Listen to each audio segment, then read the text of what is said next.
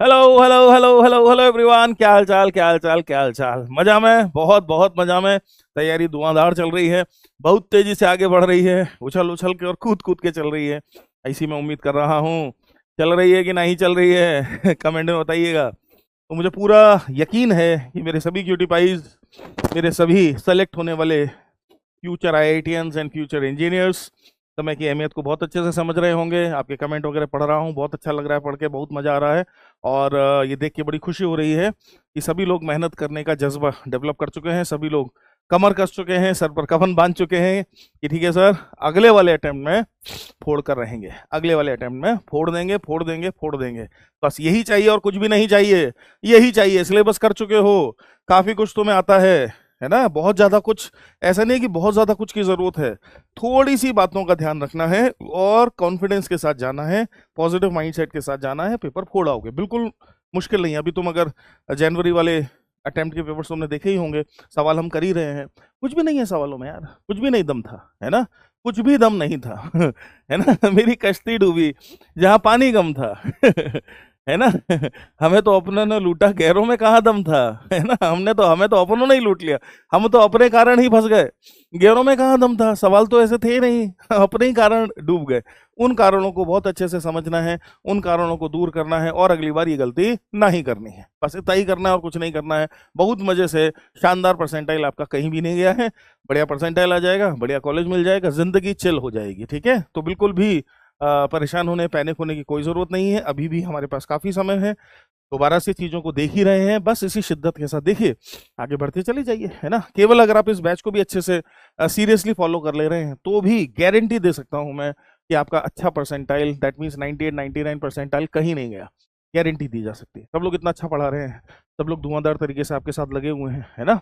तो तुम काहे नहीं लगोगे, तुम्हें तो और ज्यादा ताकत के साथ और एनर्जी के साथ लगना होगा। चलिए जी, तो मैं मनीष शर्मा बहुत बहुत स्वागत कर रहा हूं अगले एपिसोड में, जिसमें हम laws of motion, Newton laws की चर्चा करेंगे, न्यूटन लॉस पर बातचीत करेंगे बहुत आसान एरिया है, तुम सब बहुत अच्छे से जानते हो, तुम्हारा फेवरेट भी है, सभी बच्चों का फेवरेट होता है लॉज ऑफ मोशन। और अच्छी बात यह है कि सवाल भी बन जाते हैं। अच्छी बात यह है कि लॉज ऑफ मोशन पर कैसा भी सवाल आए, टेढ़ा मेढ़ा, ज्यादा टेढ़ा मेढ़ा तो आता नहीं है, पर जैसा भी आता है या जो भी आएगा वो सवाल बड़े आसानी से बन जाता है, कोई ज्यादा परेशानी क्रिएट नहीं करता है ये एरिया। ठीक है जी, तो उसी शिद्दत के साथ और उसी चीज के साथ अपन देखेंगे, कोशिश करेंगे ज्यादा से ज्यादा वैरायटी को टच कर सकें, जैसा कि हम हर बार कर रहे हैं, और वाया क्वेश्चंस चीजों को देखें और समझने की कोशिश करें। ठीक है, तो सब तैयार हैं मेरे नौजवान, मेरे नौनिहाल, मेरे क्यूटी पाई, सब बच्चे तैयार हैं, सब बच्चे तैयार हैं, कमर कस के तैयार हैं, जी जान से तैयार हैं, फोड़ने को तैयार हैं। ठीक है जी, तो फिर देर किस बात की है, आइए शुरू कर देते हैं। क्या है हमारा नारा? आईआईटी है हमारा। क्या है हमारा नारा? भूलना नहीं है, आईआईटी है हमारा। और भाई जब तक फोड़ेंगे नहीं, चैन से नहीं बैठेंगे, तब तक छोड़ेंगे नहीं, जब तक फोड़ नहीं देंगे तब तक छोड़ नहीं देंगे। इस नारे को याद रखना है और गुनगुनाना है। आजा आजा दिल निचोड़े, पन्नों की मटकी फोड़े, कोई क्वेश्चन निकालें और उसे फोड़ डालें। और दिन दिन रात रात मेहनत का खेल, दिन दिन रात रात मेहनत का खेल, किस्मत तो है मेहनत की देन। चल चल आईटी में होगी ठैन ठैन टैन टैन टैन टैन। चलिए जी, बहुत याद आएंगे ये दिन आपको, जब कॉलेज में पहुंच जाओगे, पीछे जीवन को मुड़कर देखोगे तो बहुत याद आएंगे, है ना। ये लम्हे बहुत याद आएंगे, ये जो मेहनत करी है, जो तुमने, ये जो जी जान लुटाया है ना, ये जो शिद्दत से तुम जुटे हो, ये बहुत याद आएंगे। चलिए जी, तो ये अच्छे पॉजिटिव सेंस में हमें याद आए, इसकी हम भरपूर कोशिश करेंगे, फुल जान लगाएंगे, फुल, जरा भी नहीं छोड़ेंगे, फुल जान लगाएंगे, एकदम सन की और पागल इंसान की तरह जुटे रहेंगे। पिछले लेक्चर में भी समझाया था, आसपास के लोग तुम्हें देख के ऐसे चकित हो जाने चाहिए कि इतना पढ़ता हुआ तो हमने आज तक अपने जीवन में किसी को देखा ही नहीं है। ऐसा होना चाहिए, ऐसा होना चाहिए, है ना। तुम्हारे पेरेंट्स ये कहने चाहिए कि भाई थोड़ा रेस्ट कर लो रेस्ट कर लो इस यंत्र को थोड़ा सा रेस्ट की भी जरूरत होती है, ऐसा पेरेंट्स को कहना चाहिए। तो मान लेना कि you are going in the right direction. चलिए भाई साहब, तो इस टॉपिक में क्या क्या चीजों को हम देखने वाले हैं? हम देखने वाले हैं Newton loss, that means Newton first law, second law, third law पर बातचीत करेंगे, है ना। काफी कुछ आपको अच्छे से आता है, आप अच्छे से समझते हैं कि जब हम फ्री बॉडी डायग्राम बनाते हैं तो उस फ्री बॉडी डायग्राम में हम एक्सटर्नल फोर्सेस को दिखाते हैं, है ना। और जब हम न्यूटन सेकंड लॉ लिखते हैं, F is equal to dp by d, Newton second law लिखते हैं, तो उसमें भी एक्सटर्नल फोर्सेस की ही बात होती है। तो F external is equal to dp by D t, है ना। यही मेन कहानी है सवालों की। अगर बात करें तो सवाल सॉल्व करने के पॉइंट ऑफ व्यू से अगर बात करें तो न्यूटन लॉ की जो बेसिक कहानी है वो F external is equal to dp by D t की कहानी है। कांस्टेंट मास सिस्टम के लिए यही इक्वेशन एफ बराबर एम ए में कन्वर्ट हो जाती है। अगर मास कांस्टेंट हो, है ना, मास अगर कांस्टेंट हो तो फिर यही equation F external is equal to M into A में कन्वर्ट हो जाती है। चूंकि कांस्टेंट मास ही है हमारे सिलेबस में, वेरिएबल मास सिस्टम नहीं है सिलेबस में, सवाल नहीं आते हैं। हेंस हमारे लिए न्यूटन लॉ का मतलब एफ बराबर एम ए भी अगर हम कह देते हैं तो ये गलत नहीं है, चलेगा, काम चलेगा, है ना। कोई सजाए मौत नहीं हो जाएगी, नहीं नहीं नहीं नहीं, ऐसा कुछ नहीं है, काम चल जाएगा। आता है समझ में मुझे कि कांस्टेंट मास के लिए मैं इसको एफ बराबर एम ए लिख सकता हूं, है ना। एक्सटर्नल फोर्सेस को समझने की हमें जरूरत है कि जो सिस्टम के बाहर से लग रहे हैं। हम जानते हैं फोर्सेस पेयर में होते हैं, हम जानते हैं कि फोर्सेस पेयर में होते हैं। तो एक्सटर्नल फोर्स कौन होता है? एक्सटर्नल फोर्स वो होता है जो हमारा जो सिस्टम है उस सिस्टम पर उस फोर्स का एक पेयर तो लग रहा है, दूसरा पेयर बाहर है सिस्टम के, ऐसा फोर्स एक्सटर्नल फोर्स कहलाएगा। जैसे जैसे फॉर एग्जांपल अगर मुझे एक सिस्टम ले लोगे तो मुझ पर लगने वाला ग्रेविटेशनल फोर्स एक्सटर्नल फोर्स हो जाएगा। क्यों हो जाएगा सर? क्योंकि इस ग्रेविटेशनल फोर्स का जो पेयर है वो कहाँ है? वो कहाँ है? वो अर्थ के सेंटर पर है। अगर अर्थ मुझे खींचती है, मेरे सेंटर ऑफ मास को अर्थ खींचती है ग्रेविटेशनल फोर्स से, तो मैं भी तो अर्थ के सेंटर ऑफ मास को खींचूंगा ग्रेविटेशनल फोर्स, है ना। तो एक पेयर मेरे पर लग रहा है तो दूसरा पेयर अर्थ पर लग रहा है, वो ऑब्वियसली मेरे सिस्टम से बाहर है क्योंकि सिस्टम तो मुझे ले रखा है। हेंस ग्रेविटेशनल फोर्स कैसा हो जाएगा? एक्सटर्नल फोर्स हो। समझ में आनी चाहिए बात, करेक्ट है। तो ऑब्वियसली एक्सटर्नल फोर्सेज ही किसी सिस्टम के मोमेंटम को चेंज कराते हैं और एक्सटर्नल फोर्सेज ही सिस्टम का एक्सेलरेशन यानी कि सेंटर ऑफ मास का एक्सेलरेशन जनरेट कराते हैं। सेंटर ऑफ मास भी तुम पढ़ चुके हो, तुम अच्छे से जानते हो कि ये जो एक्सेलरेशन है किसका एक्सेलरेशन है? सेंटर ऑफ मास का एक्सेलरेशन, है ना। ये किसका एक्सेलरेशन है? सेंटर ऑफ मास का एक्सेलरेशन है। बहुत भली भांति जानते हो, समझते हो इस बात को, सही है, बहुत सही बात हुई। अच्छा जी, फिर आ जाते हैं कंस्ट्रेंट रिलेशनशिप में। जनरली न्यूटन लॉस तो सभी बच्चों का अच्छा होता है, इसमें ज्यादा कुछ है नहीं, छोटे मोटे से केसेस हैं, इंक्लाइन प्लेन पे चला दो, फलाना ठिकाना, इजी होता है, ज्यादा कोई मुश्किल बात नहीं होती है। पर अनफॉर्चुनेटली कंस्ट्रेंट रिलेशनशिप में बच्चे का हाथ होता है कमजोर। अगर आपके साथ भी ऐसा है और कंस्ट्रेंट रिलेशनशिप आपको अच्छे से नहीं समझ में आया है तो मैं तुम्हें एडवाइस करूंगा कि तुम कंस्ट्रेंट के लेक्चर्स देखो पहले। कंस्ट्रेंट भले ही थोड़ा फास्ट स्पीड में देखो पर कंस्ट्रेंट के लेक्चर देखो। एक दो लेक्चर में कंस्ट्रेंट कराया गया होगा, आप जिस भी बैच में रहे होंगे, आप कंस्ट्रेंट के लेक्चर देखिए, तभी आप कंस्ट्रेंट रिलेशनशिप का इस्तेमाल करना ठीक से सीख पाएंगे। अभी अगर मैं रिवीजन के पॉइंट ऑफ व्यू से बात करूं तो दो तीन तरह के मोटे मोटे कंस्ट्रेंट रिलेशनशिप होते हैं, जिसमें जो सबसे ज्यादा यूज होने वाला जो कंस्ट्रेंट रिलेशनशिप है, जो मैक्सिमम कंस्ट्रेंट रिलेशनशिप यूज होता है, मतलब क्या है सर? मतलब ये है कि अगर किसी सिस्टम में एक से ज्यादा बॉडीज हैं जिनके पास मासेस हैं और सब लोग चल रहे हैं, तो इनका आपस में relationship between motion variables, that means velocities के बीच का संबंध, एक्सेलरेशन के बीच का संबंध, डिस्प्लेसमेंट के बीच का संबंध कंस्ट्रेंट रिलेशनशिप कहलाता है, सही है। जिसमें मैक्सिमम सवालों में, दैट मींस आप ऐसा कह सकते हैं मोर देन 80% सवालों में जिस कंस्ट्रेंट रिलेशनशिप का इस्तेमाल होता है वो है कि स्ट्रिंग से कई लोग कनेक्टेड हैं, स्ट्रिंग में टेंशन वगैरह है और हम सब लोगों के एक्सेलरेशन, वेलोसिटीज वगैरह वगैरह को समझना चाहते हैं। तो वर्चुअल वर्क मेथड कहते हैं, नाम शायद तुमने सुना होगा। और उस वर्चुअल वर्क मेथड की मदद से मैं summation of T dot a zero कर दूंगा तो मुझे डिफरेंट डिफरेंट बॉडीज के एक्सेलरेशन के बीच का रिलेशनशिप मिल जाएगा, डिफरेंट बॉडीज के एक्सेलरेशन का रिलेशनशिप मिल जाएगा, है ना। ऐसे ही मैं समेशन टी डॉट वी भी जीरो कर सकता हूं और summation of T dot S भी जीरो कर सकता हूं। Summation of T dot v भी जीरो कर सकता हूं मैं किसी भी सिस्टम के लिए, और ऐसे ही summation of T dot S भी जीरो कर सकता हूं। ठीक है जी, तीनों की जरूरत इसलिए नहीं पड़ती है कि जो भी रिलेशनशिप आएगा वो एक्चुअली तीनों पर ही एप्लीकेबल होता है। मान लेते हैं डिस्प्लेसमेंट 2 गुना है तो वेलोसिटी भी 2 गुना ही हो जाएगी, एक्सेलरेशन भी 2 गुना ही हो जाएगा। तो कभी भी हमें तीनों लगाने की जरूरत नहीं पड़ती है। और ज्यादातर केसेस में चूंकि हमको वैसे ही न्यूटन्स वगैरह की इक्वेशन लिखनी है, एक्सेलरेशन वगैरह चाहिए ही चाहिए, तो ज्यादातर केसेस में हम टी डॉट ए का इस्तेमाल करते हैं, ज्यादातर केसेस में। ठीक है, याद रखना है टी डॉट ए कैसे करोगे? टेंशन एज अ वेक्टर की तरह सोचो, एक्सेलरेशन को एज अ वेक्टर की सोचो, बीच में डॉट है ना, तो दैट मीन्स कॉस थीटा का टर्म आएगा, उसके अकॉर्डिंग्स में लिखकर जीरो करेंगे। अभी सवाल आएंगे तो आप समझ जाओगे। तो एक तो ये कंस्ट्रेंट है जो काफी ज्यादा यूज होता है। दूसरा फिर एक और कंस्ट्रेंट है जिसको स्ट्रिंग ब्लॉक कंस्ट्रेंट कहते हैं, स्ट्रिंग ब्लॉक कंस्ट्रेंट कहते हैं, वो भी यूज हो जाता है काफी। जो हमसे ये कहता है, ध्यान से सुनना, जो कि हमसे ये कहता है कि स्ट्रिंग के डायरेक्शन में, ध्यान से सुनना, स्ट्रिंग के डायरेक्शन में ब्लॉक और स्ट्रिंग के बीच रिलेटिव मोशन नहीं हो सकता है। अगर हुआ तो या तो स्ट्रिंग टूट जाएगी या स्ट्रिंग स्लैक हो जाएगी। तो दूसरी जो बात है, दूसरा जो कंसेप्ट है कंस्ट्रेंट रिलेशनशिप में, ये पहला कंसेप्ट है। दूसरा जो कंसेप्ट यूज होता है वो दूसरा कंसेप्ट है no relative motion, no relative motion, no relative motion, no relative motion between, no relative motion between between string and block, no relative motion between string and block, no relative motion between string and block along string, along string, ये दूसरा relationship है जो use हो जाता है, no relative motion between string and block along string. सही है जी। तो पहला जो ज्यादातर सवालों में यूज होता है वो रहा ये फर्स्ट, फिर दूसरा ये लिखा हुआ है मैंने, no relative motion between string and block along string. ठीक, फिर एक तीसरा भी कंस्टेंट है जिसको वेज कंस्टेंट कहते हैं, वो काफी इजी होता है, कोई ज्यादा मुश्किल बात नहीं है, सवाल भी उस पर कम ही बनते हैं। तो एक बहुत ही सिंपल सी बात कहता है कि भाई अगर दो बॉडीज आपस में मूव कर रही हैं और कांटेक्ट मेंटेन कर रही हैं, दो बॉडीज मोशन में है और आपस में कांटेक्ट मेंटेन कर रही हैं, है ना, करेक्ट है, आपस में कांटेक्ट मेंटेन कर रही हैं, तो एक बॉडी के फ्रेम से जब दूसरी बॉडी को देखोगे, एक बॉडी के फ्रेम से जब दूसरी बॉडी को देखोगे तो दूसरी बॉडी का relative velocity, relative acceleration, relative displacement, जिस भी चीज को तुम देख रहे हो उस वेक्टर का डायरेक्शन, उस वेक्टर का direction obviously along the surface होगा, नहीं तो कांटेक्ट कैसे मेंटेन रहता, नहीं तो contact, suppose suppose incline plane है, इंक्लाइन प्लेन पर कोई बॉडी मूव कर रही है, मैं अगर इंक्लाइन प्लेन के फ्रेम में चला जाऊं तो मुझे वो बॉडी किस डायरेक्शन में मूव करती हुई दिखाई देगी, along the incline surface, along the incline surface, क्योंकि अगर ऐसा नहीं होता तो इंक्लाइन प्लेन से कांटेक्ट ही टूट जाता है। इसको वेज कंस्ट्रेंट बोलते हैं, कभी कभी इसका इस्तेमाल होता है, कभी कभी, नहीं तो ज्यादातर केसेस में इन दोनों से ही हमारा काम चल जाता है। तो किसी को अगर ये दो भी अच्छे से समझ में आते हो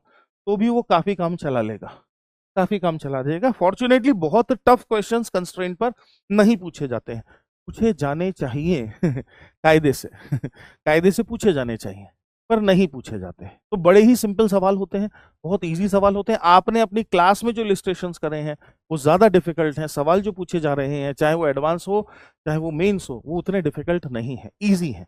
क्यों? क्योंकि कंस्ट्रेंट को एक जनरली टफ टॉपिक की तरह देखा जाता है, और ये जो हमारा एग्जाम है चाहे एडवांस हो चाहे मेंस हो, ये बहुत ही कंपैशनेट तरीके से बनाया गया पेपर है, बहुत बड़े दिल के साथ बनाया गया एग्जाम है ये, बहुत कंपैशन, बहुत प्रेम से बनाया गया है, फालतू परेशान करने की नीयत नहीं है इस एग्जाम की, है ना। इस एग्जाम की नियत कतई नहीं है कि बेमतलब में किसी बच्चे को परेशान किया जाए, किसी की कमजोरी पर और मारो, है ना, कोई हमें पता है कोई फलाना किस जगह पर कमजोर है उसी जगह पर हिट करें, है ना, ये शोभा नहीं देता है, ये शोभा नहीं देता है। तो इस वजह से पूरे फिजिक्स में जो जो ऐसे एरियाज हैं जो जनरली वीक होते हैं बच्चों के, उन पर नहीं बनते हैं ज्यादातर सवाल। मतलब सवाल आपकी वीकनेस, पेपर आपकी वीकनेस पर नहीं खेल रहा है, पेपर आपकी स्ट्रेंथ पर खेलना चाहता है। क्यों ऐसा, क्यों ऐसा, क्यों? क्योंकि बेस्ट ऑफ द बेस्ट चुनना है मुझे, मुझे ये देखना है कि ठीक है कमजोरी में तो सब लोग कमजोर होते ही, मुझे ये देखना है कि जो तुम्हारा फोर्टे है, जो तुम्हारा प्लेइंग अराउंड है, जो तुम्हारी स्ट्रेंथ है, मुझे ये देखना है कि Indian cricket team Indian pitch पर कैसा खेलती है। मुझे ये नहीं देखना है कि इंडियन क्रिकेट टीम पाकिस्तान की पिच पर कैसा खेलेगी, वहां तो चलो बहुत सारे रीजन है, हूटिंग हो रही होगी, ये हो रहा होगा, डिमोटिवेशन हो सकता है, मान लेते हैं एक पहला ही मैच हार गए, मान लेते हैं सीरीज है पहला ही हार गए, साइकोलॉजिकल बहुत प्रेशर पड़ता है, मुझे वो नहीं देखना, मुझे कुछ और देखना है। मुझे ये देखना है कि मेरा बच्चा अपने प्लेइंग फील्ड पर कैसा खेलता है, मुझे ये देखना है, कितने चौके छक्के उड़ाता है, मुझे ये देखना है। ध्यान से समझना मेरी बात को, ये चाहता है पेपर तुमसे, चाहे एडवांस हो चाहे मेंस हो, वो ये चाहता है कि तुम्हारा अपना चुना हुआ जो एरिया है जिसमें तुम्हें लगता है कि तुम स्ट्रांग है, उसमें आओ, उसमें खेलो ना, उसमें खेलो, ऐसा चाहता है ना, उसमें खेलो, ऐसा चाहता है। इसलिए बहुत बार बहुत सारे ऐसे बच्चे भी सिलेक्ट हो जाते हैं जिनके कई सारे एरियाज कमजोर थे, कई सारे एरियाज कमजोर थे, हो सकता है उन्होंने सिलेबस को भी उस तरीके से ना देखा हो, जैसे हम क्लास में कहते हैं कि पूरा सिलेबस देखो ये वो, ऐसे बहुत सारे बच्चे हो सकते हैं, है ना, जिनका सिलेबस 100% कंप्लीट नहीं था, फिर भी उन्होंने बहुत अच्छा परसेंटाइल मार दिया, 98 99 परसेंटाइल मार दिया, 99 पॉइंट फलाना फलाना परसेंटाइल मार दिया, ऐसा बिल्कुल हो सकता है, बिल्कुल हो सकता है। अभी मैं कल ही एक बच्चे का इंटरव्यू ले रहा था, उसका 99 पॉइंट शायद 7 या 99.8 परसेंटाइल था, तो मेरा पहला प्रश्न सही था कि मैंने कहा तेरा सिलेबस की क्या पोजीशन थी, तो वो थोड़ा मुस्कुरा दिया, बोले कि सर सिलेबस तो पूरा तैयार नहीं था, ड्रॉपर का ही बच्चा था प्रयास बैच का, उनकी तरह सिलेबस पूरा तैयार नहीं था, तो तेरी परसेंटाइल कैसे आ गई? बोले सर पूरा 100% तैयार नहीं था मेरा सिलेबस, कुछ एरियाज थे जो मेरे कमजोर थे, जो मुझे पता था कि मेरे वीक हैं, पर अनफॉर्चुनेटली मैं उन पर काम नहीं कर पाया, अगर उन पर मैं काम कर लेता तो ये और बढ़ जाती परसेंटाइल। गजब यार, बहुत बढ़िया, है ना। तो ऐसा भी बिल्कुल हो सकता है, इसीलिए मैं आपसे कह रहा हूँ आपकी स्ट्रेंथ पर खेलता है, वीकनेस पर नहीं। ठीक, तो काम इन दोनों से हमारा चल जाएगा। फिर आ जाते हैं सूडो फोर्सेस, ये काफी इंपॉर्टेंट चीज है काफी इंपॉर्टेंट चीज है, और मुझे उम्मीद है कि इसमें काफी क्लैरिटी हमको होगी ही, होनी ही चाहिए। हम अच्छे से जानते हैं कि दो तरह के फ्रेम्स होते हैं, इनर्शियल, नॉन इनर्शियल। इनर्शियल बोले तो एक ऐसा फ्रेम जिसके पास कोई एक्सेलरेशन नहीं है। फ्रेम क्या होता है सर, ये तो छोड़ो पहले ये तो बता दो फ्रेम क्या होता है। तो भाई सिंपल भाषा में फ्रेम का मतलब है ऑब्जर्वर। ऑब्जर्वर, मैं अगर ऑब्जर्वर हूं, है ना, तो मेरा मेरा जो मेरी जो स्थिति है उसी से फ्रेम डिसाइड हो जाएगा। अगर मेरा एक्सेलरेशन जीरो है तो मेरा फ्रेम इनर्शियल फ्रेम कहलाएगा, और अगर मेरा एक्सेलरेशन नॉन जीरो है तो मेरा फ्रेम नॉन इनर्शियल फ्रेम कहलाएगा। नॉन इनर्शियल फ्रेम का अगर ऑब्जर्वर हो तो ऑब्वियसली हमें सूडो फोर्सेस लेने पड़ते हैं। नॉन इनर्शियल फ्रेम में अगर ऑब्जर्वर हो, या आप सवाल को किसी नॉन इनर्शियल फ्रेम से सॉल्व कर रहे हो, तो आपको सूडो फोर्सेस लेने पड़ते हैं। सर सूडो फोर्सेस लिखे कैसे जाते हैं? सूडो फोर्सेस ऐसे लिखे जाते हैं बेटा कि mass of the observed into acceleration of the observer. मान लेते हैं मैं 2 मीटर पर सेकंड स्क्वायर से भाग रहा हूं, और भागते भागते मैं किसी चीज को देखता हूं, उसका खुद का क्या स्थिति है? वो रेस्ट पर है कि वो मोशन में है, कि उसके पास कोई एक्सेलरेशन है, कि वो पैराबोलिक पाथ पर चल रही है, कि सर्कल पर चल, भाड़ में जाए, उससे मुझे कोई मतलब नहीं। मैं 2 मीटर पर सेकंड स्क्वायर से पॉजिटिव एक्स दिशा में भाग रहा था, मैं 2 मीटर पर सेकंड स्क्वायर से पॉजिटिव एक्स दिशा में भाग रहा था, और मैंने भागते भागते एक मान लेते हैं 3 kg की बॉडी को देखा। तो मेरे अनुसार, मेरे फ्रेम के अनुसार, उस बॉडी पर एक 6 न्यूटन का, 3 kg उसका मास है, 2 मीटर पर सेकंड स्क्वायर मेरा एक्सेलरेशन है। समझ रहे हो? एक 6 न्यूटन का सूडो फोर्स मेरे एक्सेलरेशन के अपोजिट डायरेक्शन में, दैट मींस अगर मेरा एक्सेलरेशन पॉजिटिव एक्स में है तो सूडो फोर्स किधर लगेगा? नेगेटिव एक्स में लगेगा। मेरे एक्सेलरेशन के अपोजिट डायरेक्शन में उस बॉडी पर एज पर मी, मेरे अनुसार लगने लगेगा। बात हो गई खत्म। वो बॉडी खुद क्या कर रही थी इससे कोई भी मतलब नहीं है, कोई भी मतलब नहीं है। वो खुद किस स्टेट में थी, रेस्ट में थी, कि चल रही थी, कि नाच रही थी, हमें कोनो मतलब नहीं है। समझ में आ जाती है बात? बहुत ही क्लैरिटी से समझ लीजिए। Mass of observed into acceleration of observer, mass of observed into acceleration of observer, and obviously direction opposite to the direction of observer, direction of acceleration of observer। जिस भी दिशा में ऑब्जर्वर एक्सेलरेट था उसके opposite direction में pseudo force लगेगा। Simple. तो non inertial frame में pseudo forces आते हैं। किस फ्रेम में आते हैं? नॉन इनर्शियल फ्रेम में, दैट मींस एक्सेलरेटेड फ्रेम में। Non inertial frames, non inertial frame में सूडो फोर्सेस का जिक्र होता है, या सूडो फोर्सेस लिए जाते हैं। अगर आप सूडो फोर्सेस नहीं लोगे तो गड़बड़ हो जाएगी, आपको लेना ही पड़ेगा। हेंस सबसे पहली चीज जो हम किसी सवाल को जब देखते हैं, तो जो सबसे पहला डिसीजन है वो ये है कि हम ये जो फ्री बॉडी डायग्राम बना रहे हैं ये किस फ्रेम से बना रहे हैं। सबसे पहला डिसीजन यही है, हम ये free body diagram ground frame से बना रहे हैं या किसी एक्सेलरेटेड फ्रेम से बना रहे हैं, है ना? अपने आप से पूछो। अगर ग्राउंड फ्रेम से बना रहे हो तो ऑब्वियसली कोई सूडो फोर्स की जरूरत नहीं है, और अगर किसी एक्सेलरेटेड फ्रेम से बना रहे हो तो सूडो फोर्स लगेगा ही लगेगा। समझ में आ जाती है बात? ऐसा है।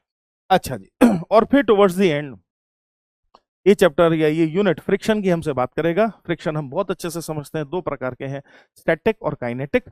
जिसमें से काइनेटिक फ्रिक्शन तो तब लगता है जब रिलेटिव मोशन हो रहा है, और स्टैटिक फ्रिक्शन तब लगता है जब रिलेटिव मोशन नहीं हो रहा है पर रिलेटिव मोशन की टेंडेंसी है। काइनेटिक फ्रिक्शन बहुत आसान है, क्यों? क्योंकि उसका एक फॉर्मूला है। ये बात है, kinetic friction is very easy, उसमें कोई लफड़ा ही नहीं है। काइनेटिक फ्रिक्शन में कोई लफड़ा नहीं है, इसीलिए काइनेटिक फ्रिक्शन वाले जो सवाल होते हैं वो बड़े आसान होते हैं। Kinetic friction is like mu K times of N. Kinetic friction की जो वैल्यू है वो बहुत आसान है, that is like mu K times of N.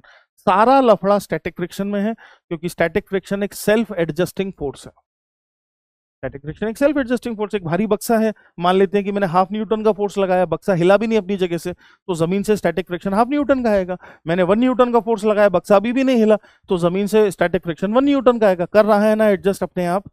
कर रहा है ना अपने आप एडजस्ट? बिल्कुल कर रहा है, बिल्कुल कर रहा है। अभी तुम इधर से धक्का लगा रहे थे, मान लेते तुम घूम के इधर आ गए, अब इधर से धक्का लगाने लगे, तो क्या स्टैटिक फ्रिक्शन डायरेक्शन भी एडजस्ट कर लेगा? बिल्कुल कर लेगा। हेंस क्या स्टैटिक फ्रिक्शन का डायरेक्शन और मैग्नीट्यूड दोनों सेल्फ एडजस्टिंग है। बिल्कुल दोनों सेल्फ एडजस्टिंग है, बिल्कुल दोनों सेल्फ एडजस्टिंग है ना? और स्टैटिक फ्रिक्शन की वैल्यू निकालने का कोई फॉर्मूला नहीं है अदर देन कि वो एक्सटर्नल एजेंट जो रिलेटिव मोशन करवाना चाहता है वो कितना फोर्स लगा रहा है, क्या उतना ही स्टैटिक फ्रिक्शन होगा। इसके अलावा हमारे पास कोई तरीका नहीं जिससे हम स्टैटिक फ्रिक्शन की वैल्यू बता सकें कि कितना लग रहा होगा। हाँ, हम मैक्सिमम वैल्यू जरूर बता सकते हैं, जिसको स्टैटिक फ्रिक्शन की लिमिटिंग वैल्यू बोलते हैं। क्या बोलते हैं? लिमिटिंग वैल्यू बोलते हैं। स्टैटिक फ्रिक्शन की लिमिटिंग वैल्यू बोलते हैं, जो कि म्यू एस एन होती है, म्यू एस इंटू एन होती है। हम अच्छे से समझते हैं कि mu S coefficient of static friction है, म्यू के कोफिशिएंट ऑफ काइनेटिक फ्रिक्शन है। जनरली अगर दोनों वैल्यूज दी हुई हैं तो बड़ी वाली वैल्यू स्टैटिक की होती है, छोटी वाली काइनेटिक की होती है। म्यू एस हमेशा म्यू के से बड़ा होता है, और अगर वैल्यूज नहीं दी हैं तो फिर अपन दोनों को बराबर भी मान सकते हैं। That means mu s is greater than equal to mu k, ऐसा लिख सकते हैं। जानते हैं इसमें भी कोई ऐसी मुश्किल वाली बात नहीं है। ज्यादातर सवालों में सेम ही म्यू बोल देगा कि इंक्लाइन प्लेन है कोफिशिएंट म्यू है, रफ ग्राउंड है कोफिशिएंट म्यू है ना, ज्यादातर केस में तो बराबर ले लेंगे दोनों को, कोनो दिक्कत नहीं। ठीक है भाई साहब, तो क्या हम ये कह पाएंगे कि स्टैटिक फ्रिक्शन की वैल्यू जो है ग्रेटर देन इक्वल टू 0 से लेके less than equal to mu s n के बीच होगी? बिल्कुल कह पाएंगे। जबकि काइनेटिक फ्रिक्शन की वैल्यू म्यू के एन होगी, फिक्स्ड होगी, ये मानकर चल रहे हैं हम हमारे सिलेबस के अनुसार, है ना। और स्टैटिक फ्रिक्शन सेल्फ एडजस्टिंग होगा और 0 से लेके म्यू एस एन के बीच वेरी करेगा। ठीक, फिर से समझा दे रहा हूं as a piece of advice. Static friction अगर किसी सवाल में है अगर, तो आपको सवाल को थोड़ा प्यार से और थोड़ा आराम से अप्रोच करना चाहिए, क्योंकि गलती होने के चांसेस हो सकते हैं, है ना। स्टैटिक फ्रिक्शन अगर है तो थोड़ा थॉटफुल, थोड़ा सोचते समझते हुए हम सवाल को अटेम्प्ट करेंगे। जो भी फ्रिक्शन की वैल्यू लिख रहे हैं अपने से पूछेंगे ये कैसे आ गई, आंख बंद करके नहीं लिख देंगे, पूछेंगे अपने से, है ना। इनफैक्ट आंख बंद करके तो फिजिक्स में कभी कुछ लिखा ही नहीं जा सकता है। अगर आप ये आदत डाल लें कि मैं अपने से पूछूंगा, हर स्टेप पर अपने से पूछूंगा, हर स्टेप पर अपने से पूछूंगा, ऐसा कैसे, ऐसा कैसे, ऐसा कैसे, तो आपसे गलती नहीं होगी। और अगर आप इसको प्रैक्टिस कर लेंगे तो आप बहुत फास्ट भी हो जाएंगे। पूछते जाए फटाफट फटाफट, दिमाग में पूछते जाए, तो तुक्केबाजी नहीं होगी। फिर वो दिक्कत नहीं होगी कि यार 4 इक्वेशन है, चारों में से कौन सी लगानी है। इस तरह की परेशानियों से बाहर आ जाएंगे अगर हम और इससे हमारी एनालिटिकल एबिलिटी भी डेवलप हो जाएगी, सोचने समझने की शक्ति, logical part of brain develop हो जाएगा। वो तो हम ऐसा करते नहीं है। हम क्या करते हैं, फलाने क्वेश्चन में कैसा किया था वैसा ही इसमें कर लें। हमारा सोच ये है हमारे सोचने का तरीका ये है कि इससे सिमिलर क्वेश्चन में क्या किया था, अच्छा उसमें ये किया था तो इसमें भी यही कर देते हैं। ये है हमारी सोच, और इस सोच की वजह से ही गाड़ी पूरी की पूरी गड्ढे में गिर जाती है। ये सोच से फिजिक्स नहीं हो सकती है। फिजिक्स करने के लिए, फिजिक्स को अच्छा करने के लिए हर सब, खासकर मैकेनिक्स में हर सवाल नया है। सवाल को समझना पड़ेगा। सवाल को समझने से ही सवाल सॉल्व हो जाता है। सवाल को समझते हैं अच्छे से, अपने आप सॉल्व हो जाता है। जिनसे सवाल नहीं सॉल्व हो रहे हैं उसका केवल इतना कारण है कि एक्चुअली आप सवाल को समझ ही नहीं रहे हैं। सवाल क्या कह रहा है वहां तक आप पहुंच ही नहीं पा रहे हैं, आप पहले ही कुछ का कुछ कर ले रहे हैं। ठीक, चलिए जी तो ये सारा का सारा खेल है। कोशिश करेंगे कि ज्यादा से ज्यादा सवाल इस पर कर सकें। सवाल आसान होंगे तो फटाफट फटाफट, जैसा कि हमेशा हमने किया है पिछले क्लासेस में भी, वैसा ही करेंगे। सवाल फ्लैश होगा, मैं साइड होऊंगा, आप पॉज करिए वीडियो को, सवाल ट्राई करिए, जल्दी ट्राई करिए, है ना। ऐसा नहीं कि इसको पंचवर्षीय योजना बनाए, फटाफट फटाफट ट्राई करिए। सॉल्यूशन देखिए, आंसर भी है साथ में, और साथ के साथ चलते जाइए। ये 2 घंटे के सफर में ये टॉपिक 100% क्लियर हो जाएगा, इस बात की मेरी गारंटी है ना। इस बात की मेरी गारंटी है। हर क्लास में 50 से ऊपर सवाल करा रहा हूं, आज भी 50 से ऊपर सवाल कराऊंगा आपको, पर तेजी से करेंगे अपन सवालों को, है ना। एग्जाम मोड में करेंगे। तो पेश खिदमत है पहला सवाल, 2025 का पहला सवाल। A massless spring gets elongated by an amount x1 under a tension of 5 Newton. Its elongation is x2 under a tension of 7 Newton. For the elongation of this, the tension in the spring will be फटाफट तुरंत। तो मान लेते हैं कि spring का constant है के, तो 5 न्यूटन टेंशन थी जब एक्सटेंशन था x1, तो इक्वेशन बनी ये 5 बराबर के x1। ठीक है, यहां से हमें x1 की वैल्यू आ गई कितनी, 5/k, मन में सोच ले। और दूसरी इक्वेशन बनी 7 इज इक्वल टू कितना, के x2। बिल्कुल सही बात है। और अब पूछ रहा है कि 5x1 माइनस 2x2 के लिए टेंशन कितना होना चाहिए। तो जो टेंशन होना चाहिए that obviously would be equal to k times of 5x1 minus of 2x2। सही बात है, बिल्कुल सही बात है। हेंस 5 इंटू ये के अंदर गया, kx1 की वैल्यू 5 इंटू 5 25, तो यहां से एक तो वैल्यू आई 25, माइनस kx2 है 7 दूनी 14। ठीक है भाई साहब, तो कितना आंसर आ गया, 11 आंसर आता हुआ दिखाई दे रहा है। बहुत ही प्यार से 11 आंसर आता हुआ दिखाई दे रहा है। बहुत आसान है। k1 x1 x2 की वैल्यू भी नहीं निकालनी पड़ी अपन ने, kx1 ही पूरे का पूरा सब्स्टिट्यूट कर दिया, सबने कर लिया होगा। अगला सवाल, a cricket player catches a ball of 120 gram moving with 25 metre per second speed. सारे मिक्स्ड है इसमें, है ना, मिक्स्ड लॉट है सारा, आगे भी आ जाएंगे सवाल। और कैच कर लेता है, 0.1 सेकंड टाइम लगता है। Magnitude of force exerted by ball on the hand of the player would be, फर्जी सवाल, F बराबर dp/dt, है ना भाई। तो सीधे ही अपन change in magnitude of momentum लिख रहे हैं। मास है 0.120 और इनिशियल वेलोसिटी कितनी थी, इनिशियल वेलोसिटी थी 25, फाइनल वेलोसिटी 0 हो जाएगी, तो मैं उसको लिख ही नहीं रहा हूँ। बेसिकली इक्वेशन है डेल्टा पी की, final momentum minus initial momentum, मैं सब कुछ लिख ही नहीं रहा, मैं केवल magnitude of change in momentum लिख रहा हूँ डिवाइडेड बाय टाइम, जो कि है 0.1 सेकेंड। तो क्या सीधे सीधे आपको फोर्स न्यूटन में आता हुआ दिखाई दे जाएगा। ठीक, 30 न्यूटन आंसर है, वेरीफाई कर लीजिएगा, नक्की करिए, आगे बढ़िए, करिए, पॉज कर दिया, फटाफट करते जाइए। F1 दे रखा है, F2 दे रखा है, acceleration acting on the particle, mass दे रखा है 4 kg। Acceleration acting on the particle, क्या क्या करना पड़ेगा, पहले निकालना पड़ेगा नेट फोर्स, नेट फोर्स को मास से डिवाइड करना पड़ेगा, एक्सेलरेशन आ जाएगा। तो देखो एक्सेलरेशन सीधे ही लिख रहा हूं मैं, acceleration would be equal to 1/4 times of 1/4 times of total force 5 और 3 8 8 आई कैप 8J और -4J प्लस 4J कैप और 7K और -3K 7 4 3 है ना, 3 4 के कैप, 4 से डिवाइड कर दो, 2i 211 211 211 आंसर आ गया। आगे बढ़ो, नक्की करो, next question. wooden block initially at rest on the ground is pushed by a force which increases linearly with time. So force is increasing linearly with time. Which of the following curve best describes the acceleration of the block with the time? wooden block initially at rest on the ground, initially at rest है भाई साहब, on the ground, ये नहीं कहा है कि ground frictionless है, ऐसा हमें दोनों केस लेकर चलना चाहिए कि अगर फ्रिक्शनलेस होता तो, और अगर फ्रिक्शनलेस नहीं होता तो, अगर फ्रिक्शनलेस होता तो, अगर फ्रिक्शनलेस होता तो एकमात्र फोर्स जो लग रहा है वो कैपिटल एफ ही होता तुम्हारा, है ना। अगर फ्रिक्शनलेस होता तो दो केस लेकर चल सकते हैं, अगर म्यू बराबर 0 होता, मान लेते हैं केस 1, अगर म्यू बराबर 0 होता तो क्या तुम समझ रहे हो कि जो एक्सेलरेशन होता वो सीधे सीधे जो तुम फोर्स लगा रहे हो डिवाइडेड बाय मास से निकल आता।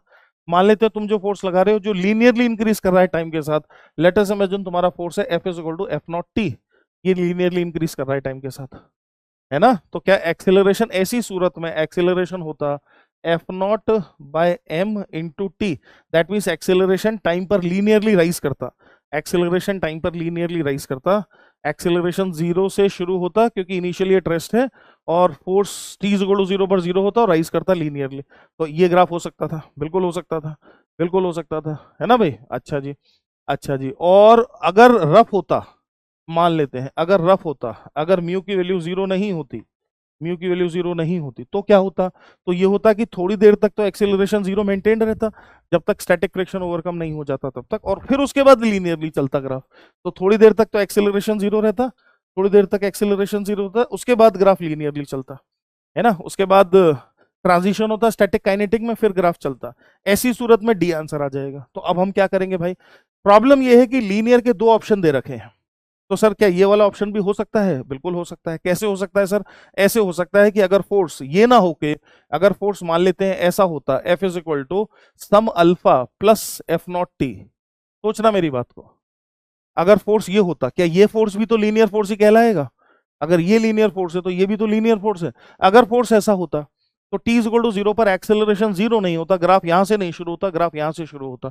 हैंस मुझे इन दोनों में कंफ्यूजन है, क्या मेरी बात समझ रहे हैं। सिंगल चॉइस आंसर है, तो क्या मैं आउटराइटली डी को ही टिक करूंगा। ये थोड़ा अच्छा नहीं बना है, मैं आउटराइटली डी को टिक करूंगा। शुरू में 0 होगा, फिर थोड़े से ट्रांजिशन, फिर उसके बाद स्ट्रेट लीनियर निकलेगा, ये ग्राफ भी स्ट्रेट होना चाहिए। क्या आप मेरी बात समझ रहे हैं, ऐसा है। अगला सवाल 2024, particle moves in xy plane under the influence of a force such that its linear momentum is this, then the angle between force and momentum would be। हमें एंगल चाहिए फोर्स और मोमेंटम के बीच, मोमेंटम हमें दिया हुआ है, क्या हमें पहले फोर्स निकालना पड़ेगा जो कि इसको डिफरेंशिएट करके निकल आएगा। Hence force F would be equal to, करो भैया इसको डिफरेंशिएट, तो cos kt है तो ये हो जाएगा माइनस का साइन kt, और k जो है और वो निकल आएगा बाहर, तो k माइनस का k साइन kt आई कैप, एक टर्म तो ये आएगा, और फिर दूसरा टर्म आएगा माइनस का k cos kt j cap. ये हो गया फोर्स वेक्टर, ये हो गया फोर्स वेक्टर, और ये है मेरा मोमेंटम वेक्टर। दोनों के बीच का एंगल चाहिए मुझे, है ना। जब भी एंगल वेंगल निकालने की बात हो ऑब्वियसली हमें डॉट प्रोडक्ट करना पड़ेगा, है ना। तो एक बार फटाफट से मन में जरा दोनों का डॉट तो करें। हेंस अगर आप दोनों का डॉट करेंगे, ये टर्म और ये टर्म, तो k sine kt cos kt minus sine के साथ, और यहाँ प्लस साइन के साथ k sine kt cos kt, क्या तुम देख रहे हो कि कट के 0 हो गया। हेंस क्या F.P 0 आ रहा है, क्या F.P जीरो आ रहा है, मतलब एंगल कितना 90 डिग्रीज। एंगल कितना 90 डिग्री। बहुत आसान सवाल आते हैं मेंस में। तो मैंने जैसे आपको बताया था, जिन बच्चों का परसेंटाइल 95 से नीचे आया है अभी भी, आपको केवल और केवल मेंस पर ही फोकस करना है, कुछ नहीं करना है उसके अलावा, कुछ भी नहीं करना है। क्योंकि भाई मेंस की कहानी अलग है, एडवांस की कहानी थोड़ी सी अलग है ना। और अभी अगर 95 परसेंटाइल से नीचे है तो फिर कोई दिमाग मत लगाओ फालतू का, केवल और केवल मेंस के आसपास रहो। और उसको समझने की सबसे अच्छी जगह है पीवाईक्यू। जितने ज्यादा से ज्यादा कर पाओगे उतना बेहतर होगा। पहले कर चुके हो, फिर से करो, कोई बात नहीं है, फिर से करो, फिर से करो, है ना, कोई दिक्कत नहीं है, फिर से करो। A spherical body of mass 2 kg, spherical body of mass 2 kg starting from rest acquires a kinetic energy of this at the end of the 5th second। Rest से शुरू हो रही है और 5th second, at the end of 5th second पर वो kinetic energy है उसकी। तो चूंकि अपने को मास पता है 2 kg, तो वेलोसिटी पता हो गई, हाफ एम वी स्क्वायर से v निकाल सकते हैं।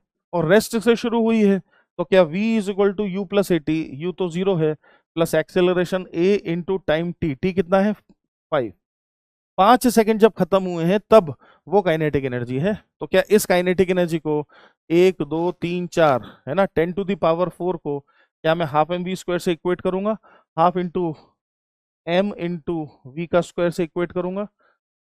पी की वैल्यू मुझे 10⁻² मिल गई, उसको मैं यहां रख दूंगा। Hence 10⁻² divided by 5 is my acceleration, है ना 20।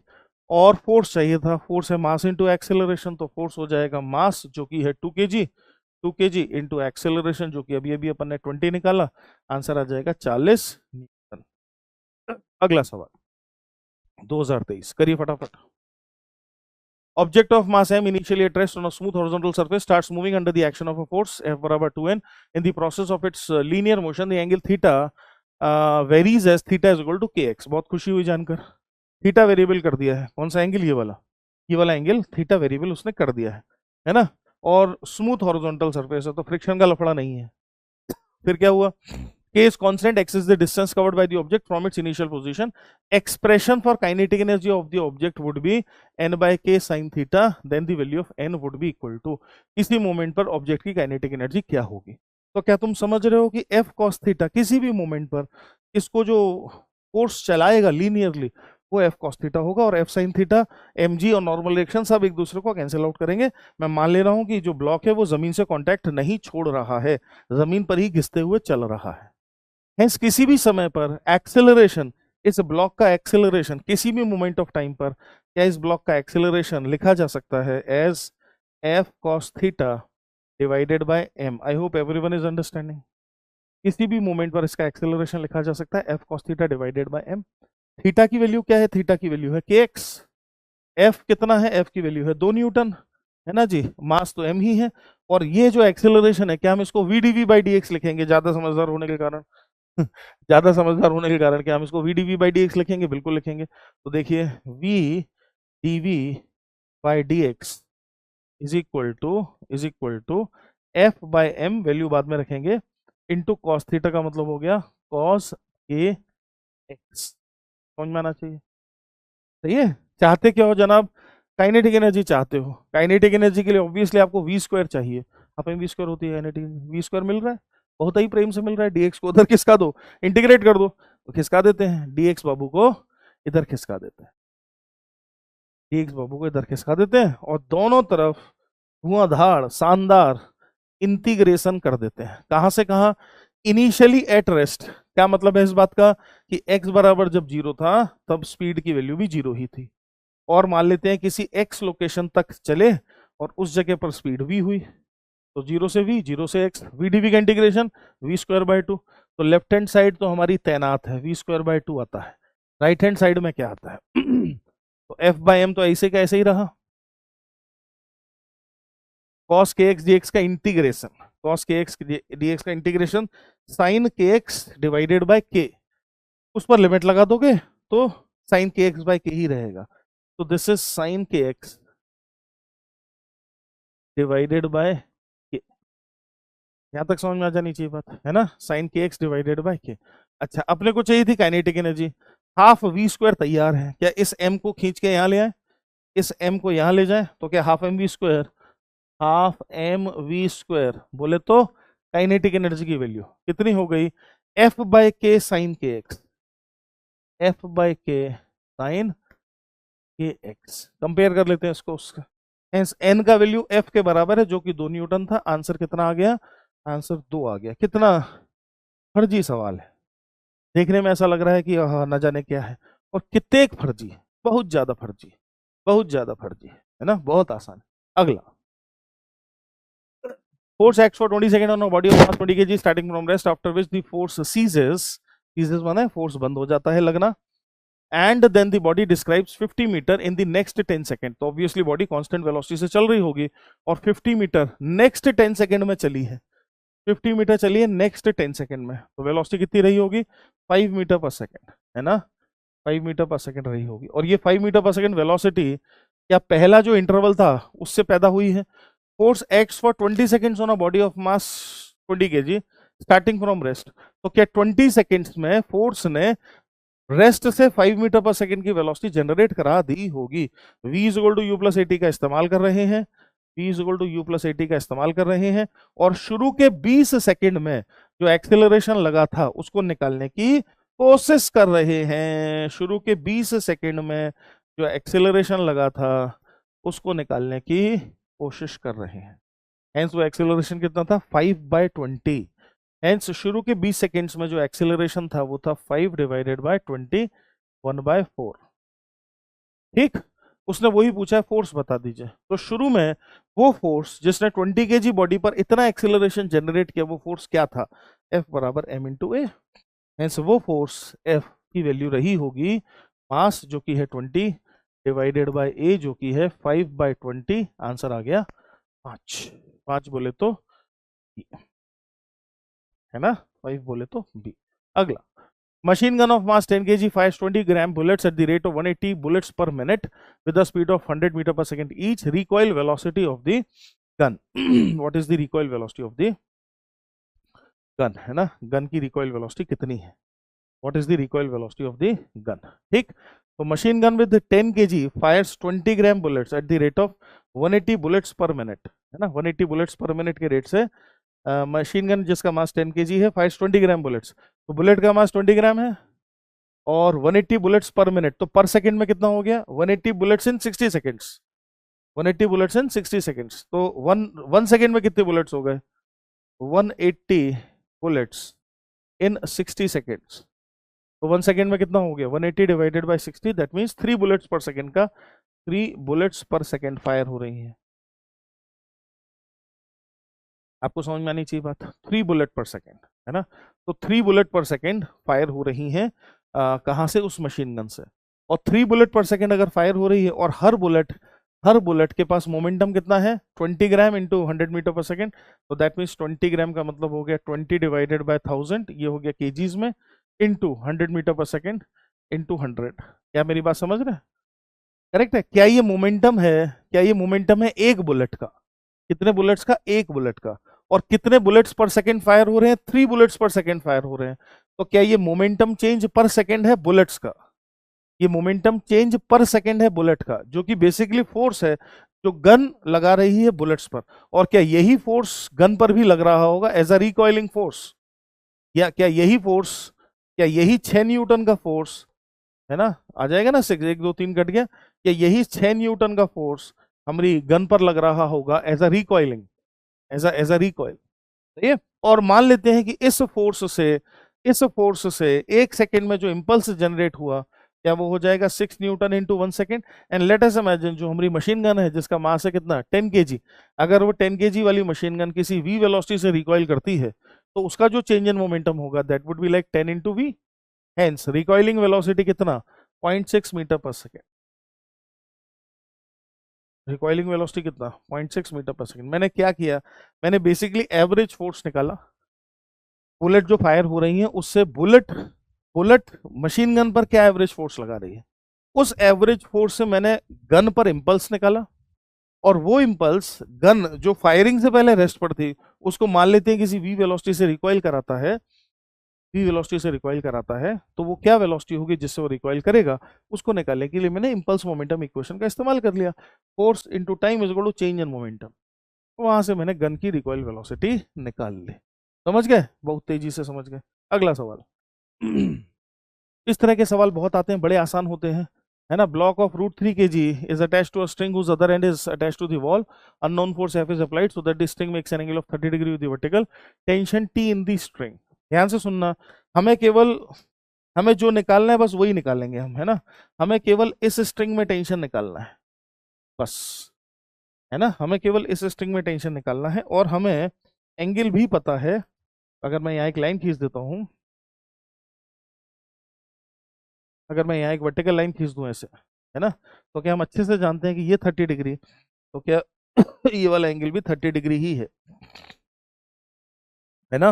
हेंस अगर टेंशन टी है तो क्या तुम समझ रहे हो कि टी का कॉस 30 डिग्री कंपोनेंट √3 kg के वेट को बैलेंस कर रहा होगा। Hence T cos 30 degree, T cos 30 degree should be equal to √3g,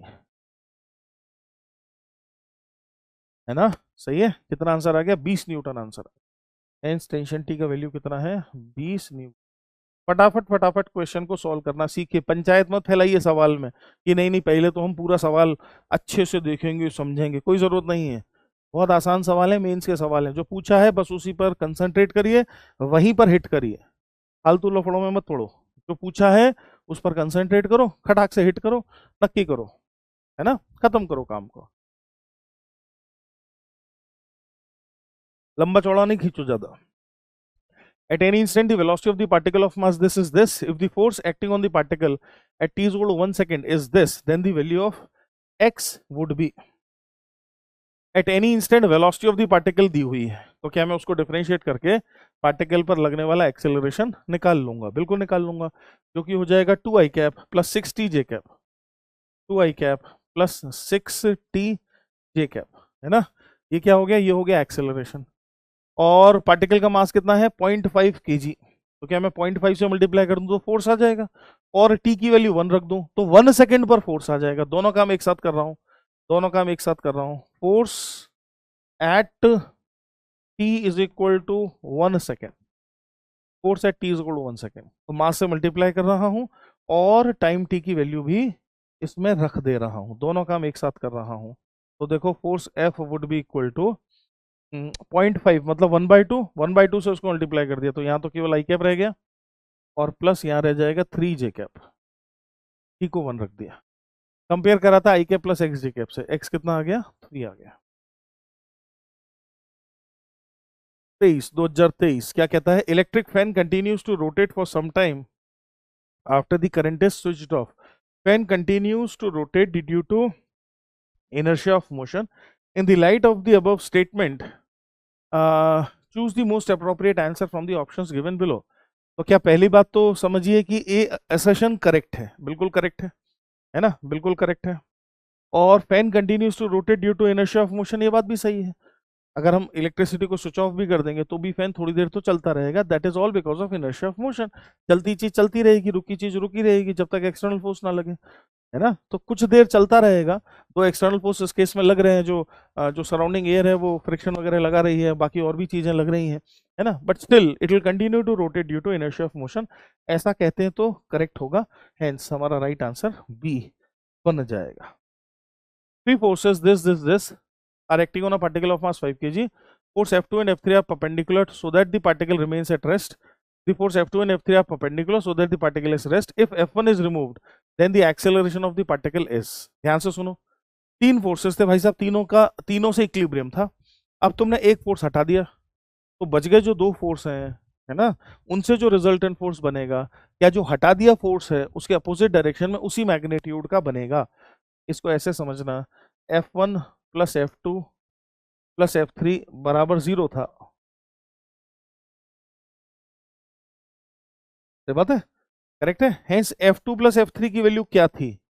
F2 plus F3 की वैल्यू क्या थी? F2 प्लस F3 की वैल्यू थी माइनस F1, माइनस F1। अब ध्यान से सुनना, अगर आप F1 को हटा देते हो और F2 F3 अभी भी लग रहे हैं तो F2 और F3 का रिजल्टेंट माइनस F1 ही तो होगा, F2 और F3 का रिजल्टेंट माइनस F1 ही तो होगा। सवाल ने पूछा एक्सेलरेशन बताइए, तो क्या मैं कह सकता हूं कि F2 और F3 का जो रिजल्टेंट फोर्स है उसका जो मैग्नीट्यूड है वो F1 का मैग्नीट्यूड दैट मींस 10 न्यूटन के बराबर होगा।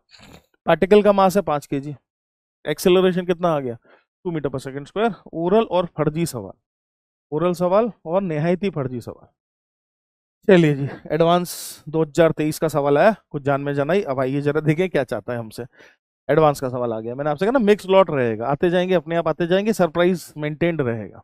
Particle of mass m is moving in the xy plane such that its velocity at point is given by v is equal to alpha y I cap plus 2x j cap, ठीक है। where a is a non-zero constant, what is the force acting on the what is the force acting on the particle। अच्छा जी, आइए जरा देखें। तो क्या मैं ये कह सकता हूं कि ये वेलोसिटी का x कंपोनेंट है, तो वेलोसिटी का जो x कंपोनेंट है vx, उसकी वैल्यू है अल्फा वाई। सही कह रहा हूं ना मैं? वेलोसिटी का जो x कंपोनेंट है vx, उसकी वैल्यू है अल्फा वाई, और वेलोसिटी का जो y कंपोनेंट है उसकी वैल्यू है 2 अल्फा x। बिल्कुल सही बात है, बिल्कुल सही बात है। अच्छा जी, सवाल ने फोर्स पूछा है तो ऑब्वियसली वेलोसिटी को डिफरेंशिएट करके एक्सेलरेशन, और एक्सेलरेशन को मास से मल्टीप्लाई करके फोर्स निकालेंगे। Hence acceleration a is equal to alpha D Y by, हम टाइम में डिफरेंशिएट कर रहे हैं, D Y by D T into I cap. सोचो, alpha into D Y by D T I cap, ये आएगा पहला term, alpha Y I cap का derivative, alpha D Y by D T I cap. और ऐसे ही उधर घुस जाओगे तो प्लस का 2 अल्फा, प्लस का 2 alpha d x by D t j cap. सही बात है। क्या आप जानते हैं कि वी एक्स ही d x by D t है और वी वाई ही d Y by D t है। तो क्या मैं इनकी वैल्यूज यहाँ जो जरूरत पड़ रही है, क्या ऊपर से सब्स्टिट्यूट कर सकता हूँ? क्या ऊपर से सब्स्टिट्यूट कर सकता हूँ? बिल्कुल कर सकता हूँ। Hence d Y by D t कितना है? 2 अल्फा एक्स, यहाँ रखने वाला हूँ मैं, यहाँ 2 अल्फा एक्स। तो कितना बन जाएगा ये? 2 alpha square, 2 alpha square x i cap plus D x by D T का वैल्यू है अल्फा वाई, यहाँ रखूंगा मैं, तो 2 alpha square Y j cap. ये तो है एक्सेलरेशन, इसको मास से और मल्टीप्लाई कर दोगे तो फोर्स आ जाएगा। Hence force F will be equal to mass times of, ये सारी कहानी 2 अल्फा स्क्वायर कॉमन आ जाएगा, hence 2 m alpha square x i cap plus y j cap. A answer. कितना ज्यादा आसान सवाल है, और अभी 2023 का सवाल है भाई साहब और कितना ज्यादा आसान सवाल है, हद ही होती है, हद होती है। और मैं बता रहा हूँ एग्जाम में बहुत ही कम बच्चे इसको करके आए होंगे बहुत सारे बच्चे, 90% से ज्यादा बच्चे इसको भी गलत करेंगे। 90% से ज्यादा स्टूडेंट इस सिंपल से पेपर को भी, इस सिंपल से क्वेश्चन को भी गलत करेंगे। अरे अरे, एडवांस एडवांस एडवांस एडवांस, हमसे तो नहीं होगा ये सोच के। अच्छा जी FBD दिखाया है, 4 forces are applied in these directions, और additional force must be applied at what angle with the positive x-axis so that the net acceleration of the body becomes 0। ठीक, तो आइए जरा देखें, ये 6 और ये 5, इन दोनों का रिजल्टेंट 1 आएगा लेफ्ट डायरेक्शन में। ठीक, तो 1 आएगा लेफ्ट डायरेक्शन में ऐसे, लेटर से इस 6 और 5 का रिजल्टेंट 1 न्यूटन आएगा लेफ्ट डायरेक्शन में। 7 और 8 का रिजल्टेंट भी 1 आएगा डाउनवर्ड डायरेक्शन में, हेंस 1 न्यूटन डाउनवर्ड डायरेक्शन में। दिखाई दे रहा है सबको? बहुत ज्यादा तेजी से दिखाई दे रहा है। हेंस भाई अब जो रिजल्टेंट फोर्स आएगा ऑब्वियसली वो √2, 1 और 1 का रिजल्टेंट फोर्स जो होगा ये रिजल्टेंट फोर्स होगा। क्या ये रिजल्टेंट फोर्स √2 न्यूटन का होगा और 45 डिग्री के एंगल पर होगा। सिंपल है ना? तो √2 न्यूटन एंगल 45 डिग्री। फर्जी सवाल। अच्छा जी, चलिए इंक्लाइनेशन का सवाल 2024। All surfaces shown the figure are assumed to be frictionless. ठीक है जी, फ्रिक्शन कहीं है ही नहीं। And pulleys and the strings are light, the acceleration of the block of mass 2 kg is। ठीक, 2 kg ब्लॉक का एक्सेलरेशन चाहिए कि क्या गेम चल रहा होगा, क्या कहानी बन रही होगी। ठीक, न्यूटन लॉ की सबसे खास बात यह है कि आप किसी भी डायरेक्शन में मोशन को सोच सकते हैं, कोई प्रॉब्लम नहीं है, जो आपको अच्छा लगे। जैसे फॉर एग्जांपल मान लेते हैं आपको ऐसा लग रहा है कि 4 kg वाला नीचे जाएगा, मान लेते हैं आपको ऐसा लग रहा है कि 4 kg वाला नीचे जाएगा, और अगर 4 kg वाला नीचे जाएगा तो 2 kg वाले को तो अब दी प्लेन जाना ही पड़ेगा, है ना? ये इन दोनों का मोशन क्योंकि कनेक्टेड है तो ये कंस्ट्रेंट का टिपिकल एग्जांपल बनने वाला है। तो मान लेते हैं कि 4 kg ब्लॉक किसी A1 एक्सेलरेशन से डाउनवर्ड जाता है और 2 kg ब्लॉक किसी A2 एक्सेलरेशन से अप द इंक्लाइन प्लेन चलता है, अप द इंक्लाइन प्लेन चलता है। समझ रहे हो? तो A1 A2 में कंस्ट्रेंट रिलेशनशिप है, और वो कंस्ट्रेंट रिलेशनशिप A1 A2 में क्या है वही हमको लिखना होगा। तो समझना, मान लेते हैं यहाँ टेंशन है T, इस स्ट्रिंग में टेंशन है T ऐसे, वही टेंशन T यहाँ इस पुली पर लगेगी ऊपर, यहाँ इस पुली पर लगेगी ऊपर एज टी और टी, एज टी और T. And I hope everyone is understanding कि वही फिर यहाँ 2t नीचे और इस पर 2t ऊपर की तरफ, 2t ऊपर की तरफ ऐसे। अब मैं यूज कर रहा हूं summation of T dot a बराबर 0 का, जो मैंने अभी थोड़ी देर पहले तुम्हें समझाया था।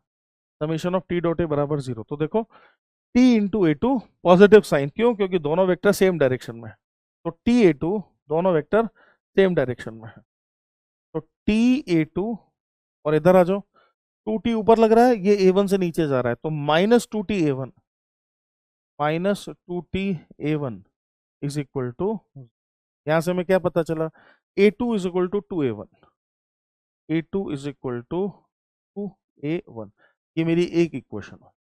ठीक, बाकी इक्वेशन मैं न्यूटन से लिखूंगा। जैसे इसके लिए क्या इक्वेशन लिखी जाएगी, इसका gravitational force 4g minus 2t, 4g बोले तो 40 है ना, तो 40 minus 2t is equal to उसका मास 4 इंटू एक्सेलरेशन a1। देखो ध्यान से, इसके लिए न्यूटन की इक्वेशन लिखी, इसके लिए इक्वेशन लिखोगे तो आप जानते हो mg sin थीटा नीचे की तरफ लग रहा होगा, mg sin थीटा नीचे लग रहा होगा, t ऊपर लग रहा होगा और ये ऊपर जा रहा है, तो t minus of mg sin theta,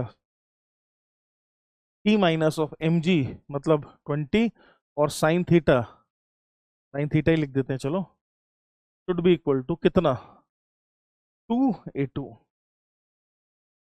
should be equal to 2a2। यहाँ तक समझ में आ जानी चाहिए बात। पूछा क्या था उसने, acceleration of mass of 2 kg वाला, मतलब a2 की वैल्यू पूछी है उसने। ठीक है, ठीक है जी, तो हमें a1 a2 निकालने पड़ेंगे। अच्छा जी, तो क्या हम एक काम करें, इस नीचे वाली इक्वेशन को 2 से मल्टीप्लाई करके ऊपर वाली इक्वेशन में जोड़ दें, तो टेंशन टेंशन वाले टर्म कट जाएंगे। ठीक, तो इसको 2 से मल्टीप्लाई कर देते हैं, तो ये साइन 30 1/2 है, गायब हो जाएगा, तो ये 20 रहेगा, 40 माइनस 20 लेफ्ट हैंड साइड में आ जाएगा, 20 इज इक्वल टू, इसको 2 से मल्टीप्लाई किया है तो 4a1 और plus 4a2, 4a1 plus 4a2, that means a1 plus a2 बराबर 5, a1 प्लस a2 बराबर 5, a1 प्लस a2 बराबर 5। हमें क्या निकालना है, a2, तो a1 की वैल्यू a2/2 यहाँ रख देते हैं, a1 की वैल्यू a2/2 यहाँ रख देते हैं, 1/2, 1/2 प्लस 1 3/2, 3/2 है ना भाई, हेंस 10/3, a2 का, a2 की वैल्यू कितनी आ रही है सॉल्व करने पर, 10/3 metre per second, 10/3 that means g/3 metre per second square.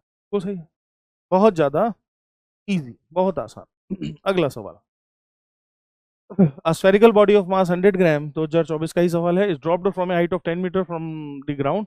After hitting the ground, the body rebounds to a height of 5 meter. The impulse of the force imparted by the ground to the body is given by, impulse change in momentum होता है।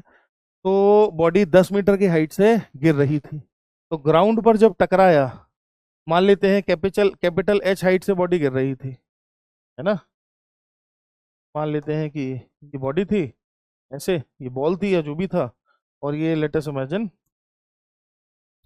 किसी capital H height से गिर रही थी, तो जिस time पर ये ग्राउंड पर टकराएगी, जिस टाइम पर ये ग्राउंड पर टकराएगी, उस समय जो वेलोसिटी होगी, ये वेलोसिटी जो होगी, क्या ये √2gh होगी? बिल्कुल होगी। अगर ये किसी कैपिटल एच हाइट से फॉल कर रही है, तो ग्राउंड पर टकराते समय वेलोसिटी क्या होगी, √2gh, this is h। Clear है सबको? बिल्कुल क्लियर। और सवाल कहता है कि बाउंस करती है फिर किसी हाइट स्मॉल h तक, है ना, हेंस कोलिजन के इमीडिएटली बाद जो बॉल के पास वर्टिकल वेलोसिटी होगी, ये जो वर्टिकल वेलोसिटी होगी, इस वर्टिकल वेलोसिटी की वजह से ये जो बॉल है ये किसी दूसरी हाइट स्मॉल h तक जाती है ऐसे, ऐसे, है ना। तो क्या आप समझ रहे हैं, क्या आप समझ रहे हैं कि बाउंस हो जाने के बाद वेलोसिटी होगी √2gh, और बाउंस होने से पहले वेलोसिटी है √2g कैपिटल H। ठीक, हमें क्या निकालना है, हमें निकालना है इम्पल्स।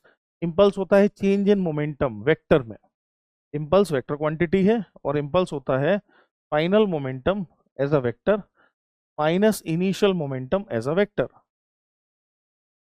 तो क्या आप देख रहे हैं, फाइनल मोमेंटम अपवर्ड डायरेक्शन में, अगर अपवर्ड को पॉजिटिव बोल दें तो फाइनल मोमेंटम है m इंटू √2gh, और इनिशियल मोमेंटम है माइनस का m into √2g capital H। देखना, तो अगर अपवर्ड को पॉजिटिव डायरेक्शन बोल रहे हैं तो फाइनल मोमेंटम है m into √2gh minus of m into √2g। That means जुड़ जाएंगे दोनों आपस में। क्या हो जाएगा? दोनों आपस में एडअप हो जाएंगे। क्या मेरी बात समझ रहे हैं?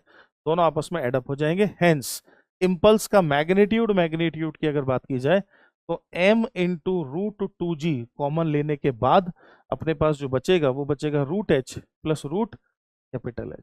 अब वैल्यूज डाल दो सारी। m कितना है? 0.1। m कितना है? 0.1 और अंडर रूट ऑफ 2g का मतलब हो गया 20। Under root of small h कितना था? 5। Under root of 5 plus under root of 10। ठीक है जी। √5 कॉमन ले लो दोनों में से, और 20 भी 2√5 है। √5 मल्टीप्लाई होके 5 बनेगा। 5 2 10, 10 और 0.1 1। हेंस थोड़ा भी सॉल्व करोगे तो ये 1 प्लस √2 रह जाएगा, और 1 प्लस √2 2.4। 1 प्लस √2 2.4 के आसपास आएगा। Hence best possible answer D बनता हुआ दिखाई है ना। बेस्ट पॉसिबल आंसर हमें डी बनता हुआ दिखाई दे जाएगा। ठीक है जी, बहुत बढ़िया। आगे बढ़ेंगे। अगला सवाल। अगला सवाल देखिए 2024 का। सब तरह की वैरायटी के सवाल हैं इसमें, मिक्स्ड। सब आते जाएंगे अपने आप, साल भी अपने आप बदलते जाएंगे, सारी वैरायटी टच हो जाएगी। वो इतना भी अगर तुम कर लोगे तो फिर कोई भी अनटच्ड एरिया आपका नहीं रह जाएगा, है ना। फिर कोई एक्सक्यूज नहीं होना चाहिए कि अब हमसे नहीं हुआ। क्यों नहीं हुआ भाई? सब तो कर लिया था तुमने, और क्या बचा है?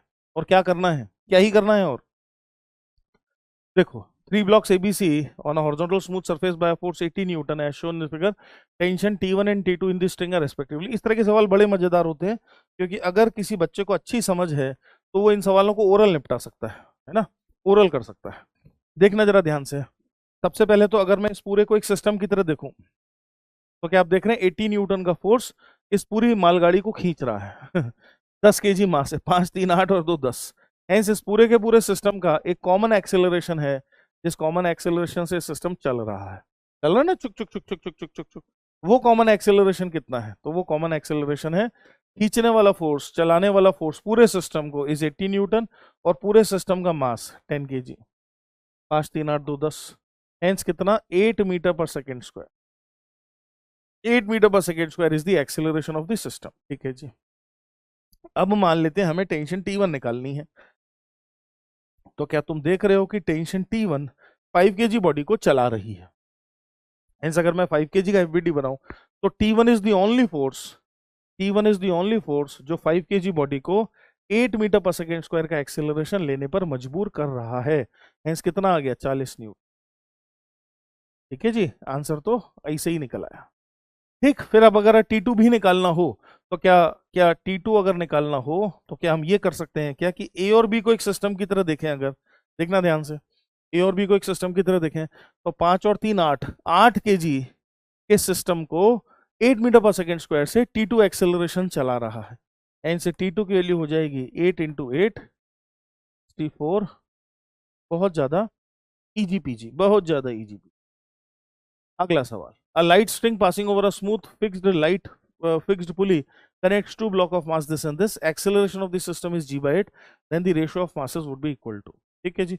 मान लेते हैं m2 नीचे जा रहा है, मान लेते हैं m1 ऊपर आ रहा है, किसी एक्सेलरेशन a से, किसी एक्सेलरेशन a से, है ना। तो इस तरह के पुली सिस्टम का कॉमन एक्सेलरेशन अगर निकालना हो तो क्या ड्राइविंग फोर्स चलाने वाला फोर्स माइनस रोकने वाला फोर्स डिवाइडेड बाय टोटल मास, ऐसा करते हैं अपन। तो चलाने वाला फोर्स कौन है? m2g।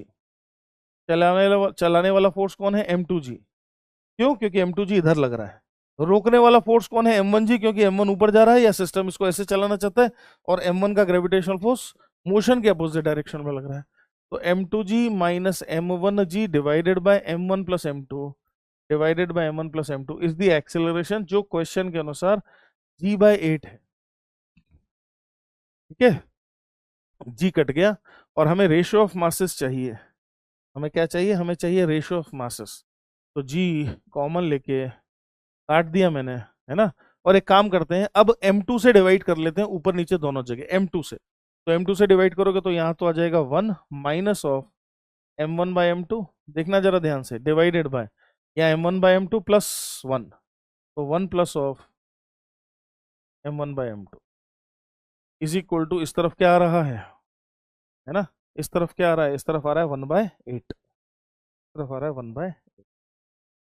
ठीक है, m1/m2 के लिए इसको सॉल्व कर लीजिए, तो 8 minus of 8 m1/m2 is equal to 1 plus m1/m2 को x मान लें अगर, तो 8 minus 8x is equal to 1 plus x, easy हो जाएगा। 7 इज इक्वल टू 9x, 7/9, 9/7, तो उसने m2/m1 रेशियो ऑफ मासेस, उसने m2/m1 दे दिया है। कोई फर्क नहीं, क्योंकि कोई कंफ्यूजन नहीं है हमें, है ना, कोई कंफ्यूजन है। वैसे भी देखो सभी 1 से बड़े ऑप्शंस हैं, और उधर हमने m2 को बड़ा मान रखा है, तो डेफिनेटली 1 से बड़े ऑप्शंस तो m2/m1 के ही होंगे, हेंस m2/m1 9/7 हो जाएगा, कोई कंफ्यूजन। तो जनो, चलो जी, फिर एक सवाल आया एडवांस का, शानदार, मजा आएगा। जल्दी से साइड हो गया हूं मैं, जल्दी से करो। चलो भाई, piece of wire is bent in the shape of a parabola, y बराबर के एक्स स्क्वायर, कैसा दिखता है ये, एक्स स्क्वायर बराबर 4ay, ऊपर की तरफ है ना, ऐसा मुंह है इसका, तो वायर जो है ये ऐसा है। तो piece of wire is bent in the form of a parabola with a bead of mass m on it. Bead can slide on the wire without friction. Wire पर slide कर सकता है bead. It's placed at the lowest position of the parabola when the wire is at rest.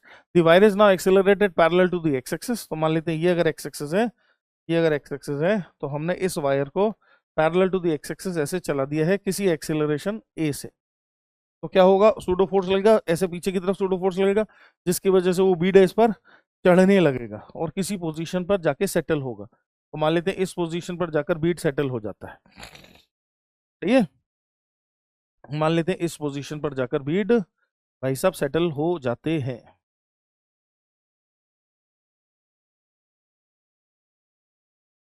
ठीक, इस position पर जाके बीड भाई साहब सेटल हो जाते हैं, वो मैंने एक्स एक्सेस वाई एक्सेस वगैरह दिखा दी है।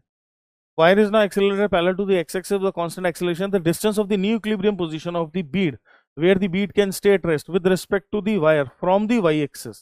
मतलब क्या पूछा है उसने, तो क्या पूछा है उसने, पूछा है y-axis से ये वाली चीज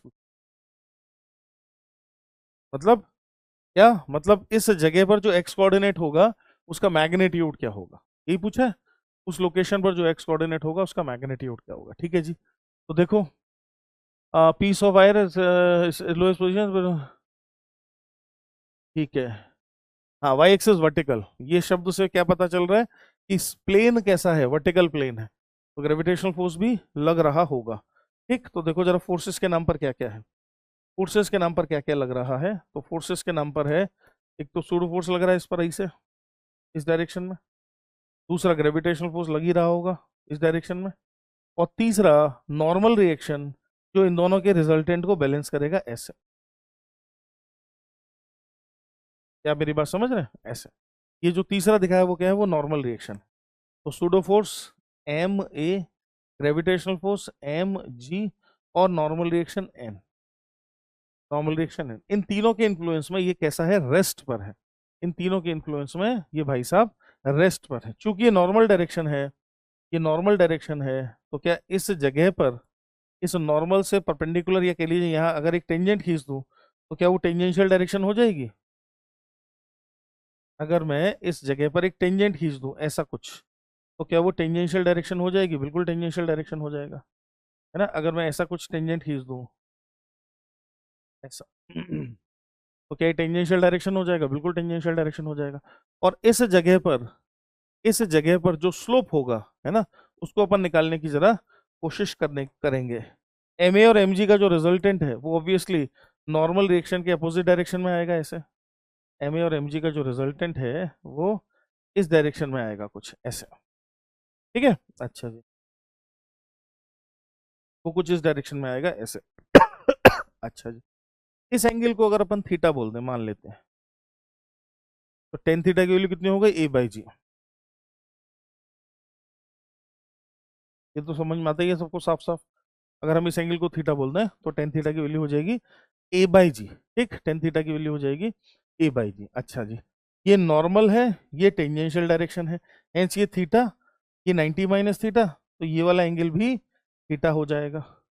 और अगर ये वाला एंगल थीटा हो गया तो एक्स एक्सिस के साथ टेंजेंट का जो एंगल बनेगा ये वाला एंगल, ये कितना हो जाएगा, पाई माइनस थीटा, ये हो जाएगा पाई माइनस थीटा। और tan of pi minus theta, tan of pi minus theta would be equal to slope which is dy by d x. Tan of pi minus theta which would be equal to the slope which is dy by d x. क्या मेरी बात समझ रहे हैं? dy by d x की value क्या है, यहां से देखो, तो dy बाई डी एक्स की वैल्यू कितनी है, 2kx। तो dy बाई डी एक्स तो 2kx है, and tan pi minus theta is minus tan theta, it's like minus tan theta is equal to कितना, 2kx। समझ में नहीं चाहिए बात, टेन थीटा कितना है, a by g, hence minus का a by g is equal to 2kx। तो x का वैल्यू कितना आ रहा है, माइनस a बाय 2kg। तो क्या ये आंसर हो गया? नहीं। क्यों नहीं हो गया सर? क्योंकि ये तो आ रहा है एक्स कोऑर्डिनेट, ये तो आ रहा है एक्स कोऑर्डिनेट, इसीलिए नेगेटिव आ रहा है, आना भी चाहिए। पर सवाल ने एक्स कोऑर्डिनेट नहीं पूछा था, सवाल ने क्या पूछा था, सवाल ने तो डिस्टेंस पूछा था, है ना। तो क्या इसका जो मैग्नीट्यूड होगा, इसका जो मैग्नीट्यूड होगा, क्या वो इस डिस्टेंस को डिनोट करेगा? हेंस आंसर में माइनस का साइन नहीं आएगा, आंसर में माइनस का साइन नहीं आएगा। तो a बाई 2kg आंसर होगा। अच्छा सवाल है, आंसर में माइनस का साइन नहीं होगा। क्यों होगा माइनस का साइन? उसने तो डिस्टेंस पूछा है ना भैया, डिस्टेंस कितना है, डिस्टेंस कब से नेगेटिव होने लगा? हम्म?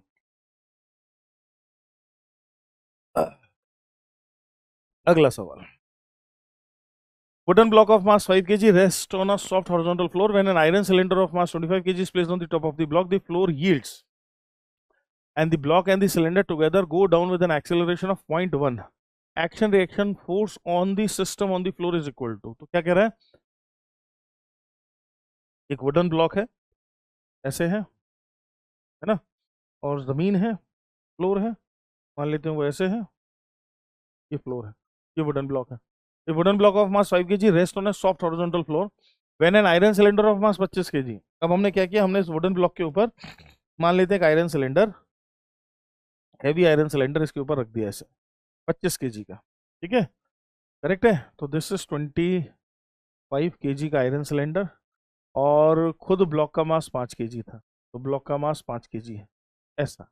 अब वो क्या कहता है, वो कहता है कि फ्लोर यील्ड कर जाती है, मतलब फ्लोर टूट जाती है, और जब फ्लोर फ्लोर टूटती है तो सिलेंडर और ब्लॉक नीचे की तरफ 0.1 मीटर पर सेकंड स्क्वायर से जाते हैं, नीचे की तरफ 0.1 मीटर पर सेकंड स्क्वायर से जाते हैं, ठीक।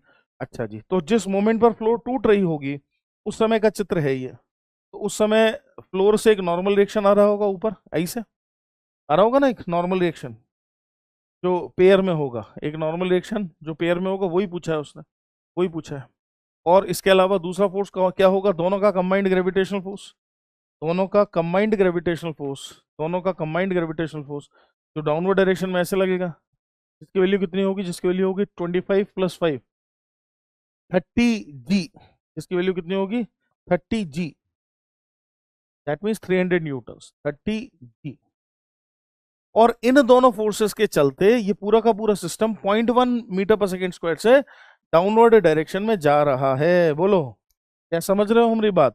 ये पूरा का पूरा सिस्टम यील्ड कर रहा है, नीचे जा रहा है किसी एक्सेलरेशन से। तो क्या इक्वेशन बनेगी न्यूटन की, 30g - n बराबर ma। तो 30g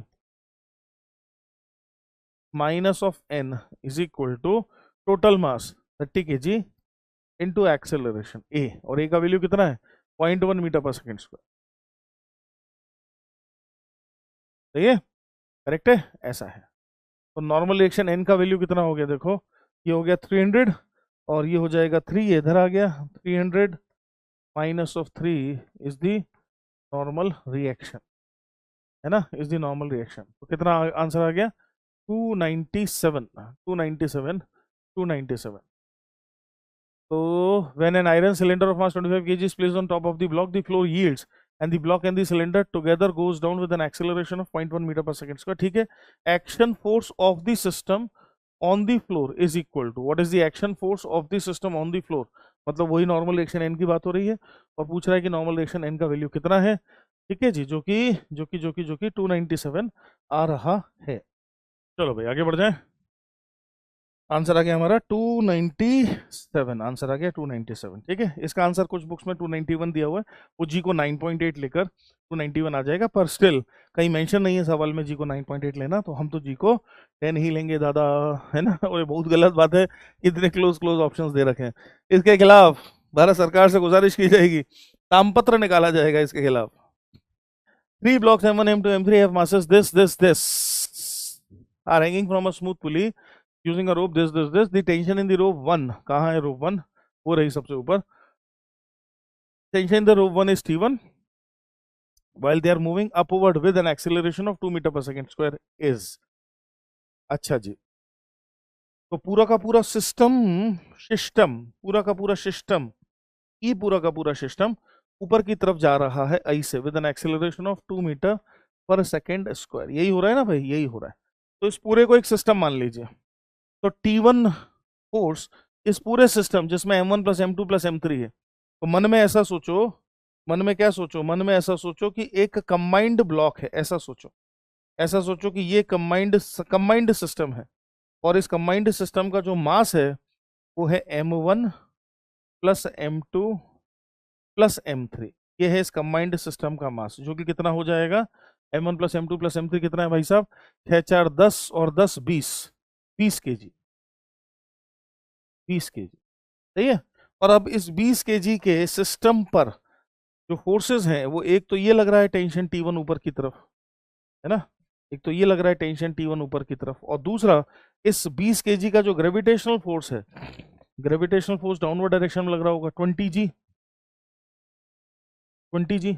और इन दोनों फोर्सेस के अंतर्गत ये system 2 metre per second square से ऊपर की तरफ जाने की गुस्ताखी कर रहा है, ऊपर जा रहा है with an acceleration of 2 metre per second square. क्या इक्वेशन बनेगी, T1 minus of 20 g, equation बनेगी T1, इक्वेशन बनेगी बहुत ही प्रेम से T1 minus of 20 g is equal to total mass 20 into 2 ma। सही है, 20 g का मतलब हो गया 200, ये माइनस उधर जाके प्लस हो गया, ये है कितना 40, तो 240, तो टेंशन T1 की वैल्यू हो गई 240 न्यूटन, तन तना तन तन तना तन तन 240 न्यूटन। 2024 बार बार 2024, बार बार 2024 हमारी आंखों के सामने कितने सवाल पूछे हैं भाई। Light string passing over a smooth light pulley connects two block of mass M1 and M2. If the acceleration of the system is g by root 2, then the ratio of mass। सब ये अपन ने थोड़ी देर पहले किया था, homework में करेंगे, आपे करेंगे, आपे होमवर्क में करेंगे इसको, है ना, कर चुके हैं इस तरह का सवाल। A body of weight 200 Newton suspended from a tree branch through a chain of mass 10 kg. The branch pulls the chain by a force equal to body of weight 200 Newton। ठीक है जी, तो सवाल क्या है, सवाल ये है कि एक ब्लॉक है, एक बॉडी है जिसका वजन है 200 न्यूटन का, वजन है 200 न्यूटन का, समझ रहे हो, वजन। तो दैट मीन्स ग्रेविटेशनल फोर्स इस पर जो डाउनवर्ड डायरेक्शन में लग रहा होगा वो 200 न्यूटन है, यही मतलब है। तो ग्रेविटेशनल फोर्स इस पर जो डाउनवर्ड डायरेक्शन में लग रहा है वो 200 न्यूटन का है, वो 200 न्यूटन का है। ठीक है जी। A body of weight 200 newton is suspended from a tree branch through a chain. ठीक है जी, तो इसको हमने एक ट्री की ब्रांच से लटका रखा है वाया अ चेन। तो ठीक है, तो मान लेते हैं ऐसे, ऐसे इमेजिन करते हैं कि चेन से ऐसे ऐसे ऐसे ऐसे ऐसे ऐसे ऐसे इसको बांध रखा है ना, चेन से इसको बांध रखा है, सीधी होगी चेन ना, टेढ़ी दिख रही है, एकदम स्ट्रेट चेन बना के ही रहेंगे हम, स्ट्रेट चेन तो एकदम स्ट्रेट चेन है भाई, ऐसे ऐसा कुछ चेन है, ऐसे कुछ चेन है, और इस चेन से ये बंधा हुआ है, और ये चेन खुद ऊपर में किसी ट्री की ब्रांच से कनेक्टेड है। तो मान लेते हैं ये खुद ऊपर में ऐसे किसी ट्री की ब्रांच से कनेक्टेड है, समथिंग लाइक दिस। ठीक, अच्छा जी। The branch pulls the chain by a force of, क्या पूछ रहा है, ब्रांच चेन को किस फोर्स से ऊपर खींचेगी। तो क्या ऑब्वियसली इस पूरे को सिस्टम बना लेंगे, चेन का भी मास दिया हुआ था 10 केजी चेन का खुद का मास है 10 केजी, चेन का खुद का मास है 10 केजी, है ना। और अब अगर हम इतने को सिस्टम बना लें, इतने को सिस्टम बना लें, इतने को सिस्टम बना लें, तो ब्रांच इस पूरे सिस्टम पर अपवर्ड फोर्स लगाएगी और ये पूरा सिस्टम ब्रांच पर डाउनवर्ड फोर्स लगाएगा। वही पूछा है, branch pulls the chain by a force equal to, क्या पूछा है आपसे, ब्रांच चेन पर कितना फोर्स लगा रही है। तो ब्रांच चेन पर जो फोर्स लगा रही होगी ऐसे, जिससे पूरा का पूरा सिस्टम रुकेगा, ऑब्वियसली इस पूरे सिस्टम के वेट के बराबर होगा। ये 200 न्यूटन पहले से था ही, ये 10 kg का 100 हो जाएगा, 100 प्लस 200 300, 300 बोले तो बहुत ही सुंदर सा आंसर। ओरल सवाल खत्म सवाल। A light unstretchable string passes over a smooth light pulley, connects two block of masses M1 M2, acceleration of the system is g by 8, ratio of the masses would be equal to, same सवाल है, ये तो repeat हो गया है ना, तो हटा देते हैं रिपीट। अच्छा जी, इसको देखिए 2024, 1 kg mass is suspended from the ceiling of a rope of length 4 meter. Horizontal force F is applied at the midpoint of the rope so that the rope makes an angle of 45 degrees with respect to the vertical axis. Then the magnitude of F would be equal to, okay भाई। तो देखो यहाँ देखो, इस junction को देखो, बहुत आसान है, इस जंक्चर को देखो, इस जंक्चर पर इस 1 kg की वजह से डाउनवर्ड डायरेक्शन में कितना फोर्स है, इस 1 kg, इस थ्रेड में जो टेंशन है वो जाएगा 1g, that means 10 newton. Hence 10 newton का फोर्स इस जंक्चर को आई से नीचे खींच रहा है। कितना फोर्स खींच रहा है? 10 न्यूटन का फोर्स, 10 न्यूटन का फोर्स आई से खींच रहा है ना। अच्छा जी, इस थ्रेड में जो टेंशन T1 है, वो टेंशन T1 इस पॉइंट को आई से खींच रहा है, अपनी तरफ आई से खींच रहा है ऐसे। और इस T1 के दो कंपोनेंट हो जाएंगे, एक T1 cos 45 जो 10 न्यूटन को बैलेंस करेगा, एक T1 sin 45 जो F को बैलेंस करेगा। देखो जरा ध्यान से, तीसरा फोर्स जो लग रहा है वो F लगा रहा है, उसी पॉइंट पर तीसरा फोर्स जो लग रहा है वो F लगा रहा है ऐसे। और इन तीनों फोर्सेस के इफेक्ट में इक्विलिब्रियम कंडीशन है। तो क्या हम समझ रहे हैं कि T1 का वर्टिकल कंपोनेंट 10 न्यूटन को बैलेंस करेगा और T1 का हॉरिजॉन्टल कंपोनेंट F को बैलेंस करेगा। क्योंकि 45 डिग्री का एंगल है, दोनों कंपोनेंट बराबर हैं, वर्टिकल कंपोनेंट 10 के बराबर है, तो क्या हॉरिजॉन्टल कंपोनेंट भी 10 के ही बराबर होगा। हेंस F की जो वैल्यू है क्या वो 10 न्यूटन आ जाएगी, मैग्नीट्यूड 10 न्यूटन आ जाएगी। अच्छा जी, 2023, an elevator can go up और down with uniform speed when its weight is balanced with the tension of its cable. अगर weight tension of the cable से बैलेंस्ड है तो नेट एक्सेलरेशन 0 है। अभी वो कांस्टेंट वेलोसिटी से ऊपर जाए या नीचे जाए, जा सकती है, कोई दिक्कत वाली बात नहीं है। तो स्टेटमेंट 1 तो ट्रू दिख रहा है। Statement 2, force exerted by the floor of an elevator on the foot of a person standing on it is more than his or her weight when the elevator goes down with increasing speed। अब ध्यान से देखना, elevator is going down with increasing speed। तो elevator है, elevator कहाँ जा रहा है? नीचे जा रहा है, एलिवेटर नीचे जा रहा है ना। और मान लेते हैं v से, और v बढ़ भी रही है। Elevator is going down with an increasing velocity. इसका मतलब एक्सेलरेशन, इस एलिवेटर के पास जो एक्सेलरेशन है, क्या वो एक्सेलरेशन भी डाउनवर्ड डायरेक्शन में ही होना चाहिए। हेंस एक्सेलरेशन डाउनवर्ड डायरेक्शन में होना चाहिए। और अब अगर हम इस एलिवेटर के फ्रेम से देखेंगे तो क्या आदमी पर सूडो फोर्स ऊपर की तरफ लगेगा, है ना, सूडो फोर्स ऊपर की तरफ लगेगा, करेक्ट है। Hence force exerted by the floor of an elevator on the foot of the person would be less than its weight. कैसे? ऐसे मान लेते हैं इस एलिवेटर के अंदर हम एक आदमी दिखा देते हैं जो ऐसे खड़ा है ना, एलिवेटर के अंदर ऐसे आदमी खड़ा है, और एलिवेटर के फ्रेम से एफबीडी बनाते हैं। किससे? एलिवेटर के फ्रेम से इस आदमी का एफबीडी बनाते हैं, बाहर निकाल कर दिखाते हैं। तो ये देखो, बाहर निकाल कर मैंने इस आदमी का एफबीडी दिखा रहा हूँ। क्या क्या फोर्सेस दिखाओगे आप?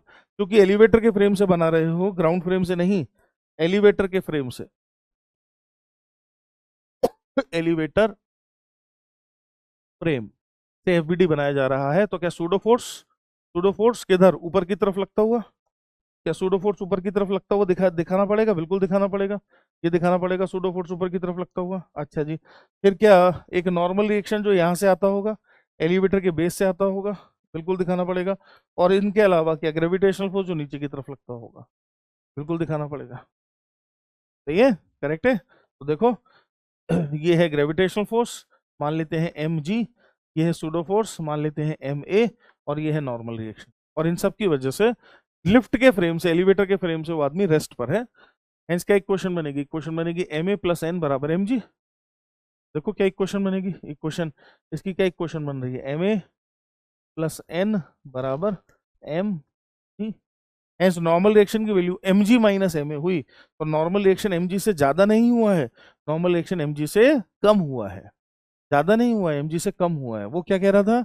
वो कह रहा था कि force is more than his weight. यहां गलत हो गया, ये स्टेटमेंट की वजह से ये गलत हुआ। तो क्लियर है, फर्स्ट करेक्ट है, सेकंड फॉल्स है, फर्स्ट करेक्ट है और सेकंड फॉल्स है। ठीक, अगेन आईटी 2001 का सवाल। A string of negligible mass going over a clamped pulley of mass small m supports a block of mass capital m as shown in this figure. Force on the pulley by the clamp, ध्यान से देखना, force on the pulley by the clamp. ठीक है, करो जरा कोशिश करो, बड़ा अच्छा सवाल है। पुली का भी मास है, पुली का मास है स्मॉल एम, है ना, बाकी ब्लॉक का मास है कैपिटल एम, पुली का मास स्मॉल एम, और सब इक्विलिब्रियम में है, सब इक्विलिब्रियम में है। तो क्या हम समझ रहे हैं, इक्विलिब्रियम में होने की वजह से यहाँ जो टेंशन होगा वो कैपिटल एम जी को बैलेंस करेगा, बिल्कुल करेगा, है ना। यहाँ जो टेंशन होगा वो इसका जो ग्रेविटेशनल फोर्स है कैपिटल एम जी उसको बैलेंस करेगा।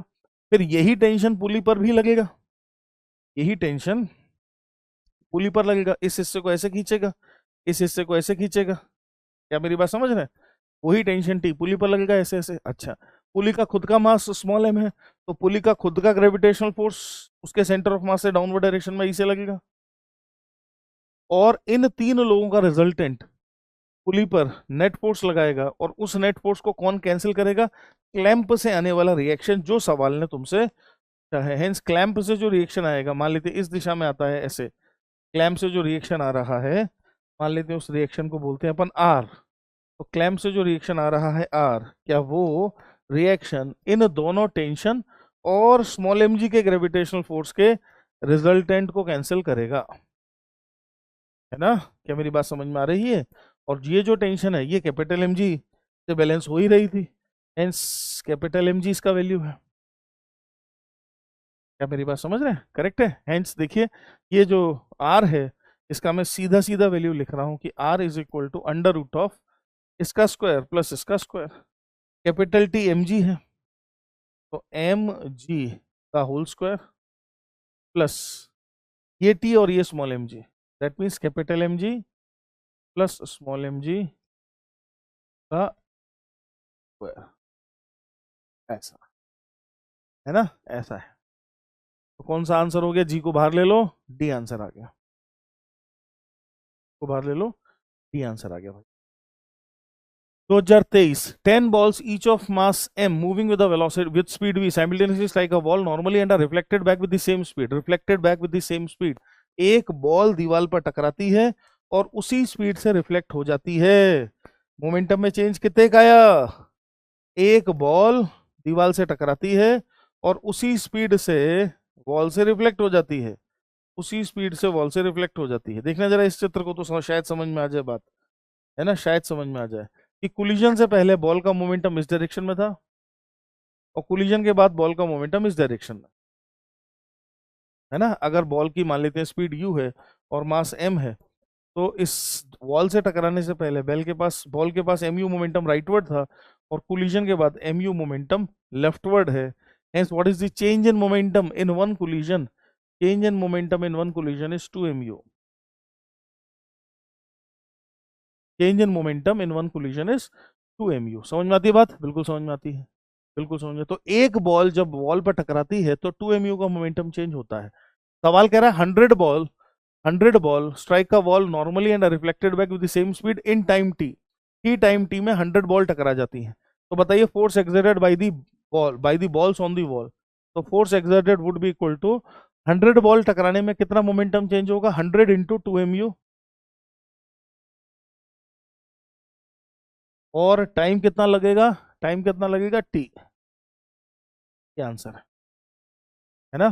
तो 200 mu बाई टी, 200 mu divided by T which is b. Q और वी तो एक ही बात है, which is b. As shown in this figure, 70 kg garden roller is pushed with a force of 200 Newton, 30-degree angle with the horizontal. Normal reaction on the roller is, what is the normal reaction on the roller? है ना, तो ground से आने वाला normal reaction पूछ रहा है वो, ग्राउंड से जो नॉर्मल रिएक्शन आएगा वो पूछ रहा है। ठीक है, आपने जो फोर्स लगाया वो तो एफ ही से, क्या इसके अलावा एक ग्रेविटेशनल फोर्स भी लग रहा था वर्टिकली डाउनवर्ड डायरेक्शन में, एक ग्रेविटेशनल फोर्स भी लग रहा था वर्टिकली डाउनवर्ड डायरेक्शन में। सही है, करेक्ट है। तो क्या नॉर्मल रिएक्शन, देखना जरा ध्यान से, ये नॉर्मल रिएक्शन एन और ये जो फोर्स है जो इस डायरेक्शन में है ऐसे, ये जो फोर्स है, क्या हम इसके भी दो कंपोनेंट कर सकते हैं, एक इस डायरेक्शन में और एक इस डायरेक्शन में? ये 30 तो ये ऊपर वाला एंगल भी 30 डिग्री हो जाएगा,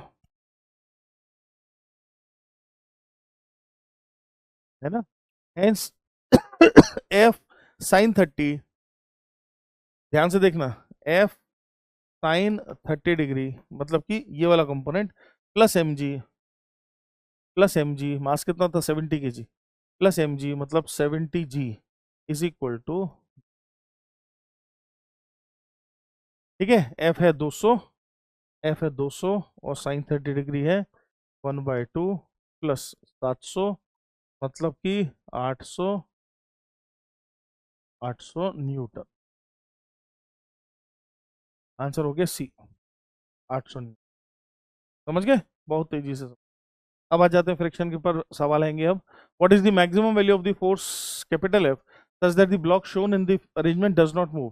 2003 का सवाल है, जेई का सवाल है, देखिए ध्यान से। 60 डिग्री एंगल पहले से फिक्स करके दिया हुआ है और आपसे पूछा maximum value of the force F बता दीजिए। जब भी इस तरह की कोई बात होती है हम अच्छे से जानते हैं कि हम फ्रिक्शन को स्टैटिक लिमिटिंग वैल्यू का लेकर सोचेंगे। हेंस चलाने वाला फोर्स कौन है, F cos 60 degree, F cos 60 degree, F cos 60 degree static friction की मैक्सिमम वैल्यू की तरह सोचा जाएगा, की तरह सोचा जाएगा, which is mu times of N. के लिए हमें क्या चाहिए, उसके लिए हमें चाहिए नॉर्मल रिएक्शन। नॉर्मल रिएक्शन कैसे आएगा सर, तो नॉर्मल रिएक्शन जैसे पिछले सवाल में समझाया था वैसे ही, क्या यहाँ से जो नॉर्मल रिएक्शन आ रहा होगा ऊपर की तरफ, है ना, वो किस किस को बैलेंस कर रहा होगा, किस किस को बैलेंस कर रहा होगा, वो एक तो ग्रेविटेशनल फोर्स का खुद का डाउनवर्ड डायरेक्शन में ऐसे, और दूसरा ये जो फोर्स लगाया है आपने, ये जो आपने फोर्स लगाया है एफ, ये जो फोर्स लगाया है ना, इस फोर्स के कंपोनेंट करने होंगे, इस फोर्स के कंपोनेंट करने होंगे हॉरिजॉन्टल डायरेक्शन और वर्टिकल डायरेक्शन में। देखो ये 60, तो ये 60, F cos 60, F sine 60, F sine 60 plus M g बराबर एन है। हेंस जो नॉर्मल रिएक्शन है ये जो नॉर्मल रिएक्शन है एम जी है, ये कैपिटल एफ है ही सही। जो नॉर्मल रिएक्शन है, जो नॉर्मल रिएक्शन है वो है एम जी प्लस ये 60, तो ये 60 एफ साइन 60।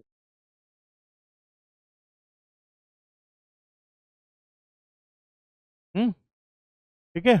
अच्छा उसने पूछा maximum value of the force, तो maximum value of the force निकालने के लिए मैं एफ कॉस 60 डिग्री को म्यू एन के बराबर करूंगा, एन की वैल्यू यहाँ से मुझे मिल ही रही है, यहाँ से सीधे सीधे एफ मैक्स की वैल्यू ही लिख रहा हूँ मैं, F max is equal to mu, mu mu mu mu mu, mu कितना है 1/2 √3, 1/2 √3, इस इक्वेशन से लिख रहा हूँ, इस इक्वेशन से 1/2 √3 इंटू एन, और एन की वैल्यू है एम जी plus F sine 60 degree, F √3/2, है ना। ये वाला एफ और वो वाला एफ सेम ही है तो एफ ही रखते हैं, ये वाला एफ और वो वाला एफ सेम है, समझ रहे हो, बिल्कुल समझ रहे हो। हेंस ये भाई साहब अंदर गए तो क्या बना mg/2 √3,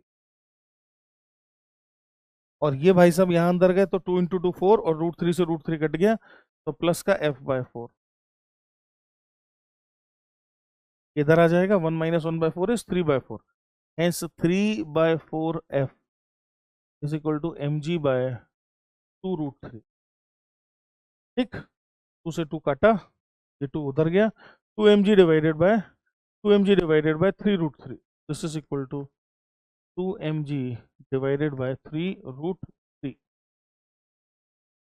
ठीक है, 2mg/3 √3। अब m की वैल्यू रख देंगे √3 के जी, तो m की वैल्यू रख देते हैं, so this is equal to 2 into √3 into G का वैल्यू 10 है ही सही, डिवाइडेड बाय 3 इंटू √3, √3 कटा, 20/3, म्यू का वैल्यू 1/2 √3 रख दिया, बिल्कुल रख दिया, म्यू का वैल्यू 3/4, 3 उधर चला गया, f - f/4 इज 3/4 सही है, और mg/2 √3, 2 से 2 काटा, 2mg/3 √3, और m की वैल्यू रखी √3 के जी, तो √3 इंटू 10, √3 कट गया, 20/3, कहीं तो गड़बड़ हो गई कुछ, एक बार चेक करने दो, कहीं कुछ छूट गया लगता है। तो n की वैल्यू है 60 डिग्री, तो ये भी 60 डिग्री, तो F sine 60 degree plus M G, F sine 60 degree plus M G, बिल्कुल सही है। F sine 60 degree plus M G is N, सही है जी। और एफ को, अच्छा यहाँ एक टू और था ना नीचे, यहाँ एक नीचे में टू और था ना, एफ कॉस 60 डिग्री, तो यहाँ एफ बाय टू, यहाँ एफ बाय टू था, एक टू और था नीचे, एफ बाय टू था। ओके ओके ओके, ये वाला स्टेप गलत हो गया, कॉस 60 डिग्री था ना, ये वाला, ये वाला F by two, F by two. अब ये इधर आएगा, 1/2 माइनस 1/4, तो एफ बाय फोर हो जाएगा। Hence F by four is equal to M G by 2√3। सही है, अब सही है, ठीक है जी। फिर 4 से 2 काटा, इधर 2 आया, एम की वैल्यू रखी, √3 कट गया, और 2 × 10 20। हेंस एफ की वैल्यू सॉल्व करने पर 20 न्यूटन आ गई।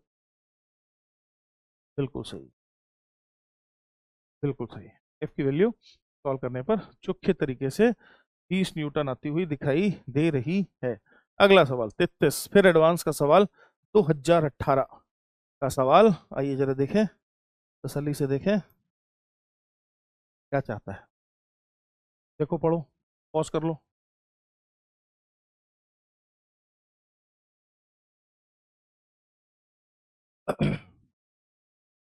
Particle of mass m is initially at rest at the origin. It is subjected to a force and starts moving along x-axis. Kinetic energy changes with time as dk by dt is equal to gamma t, where gamma is the positive constant or appropriate dimensions. Which of the following statement is are true?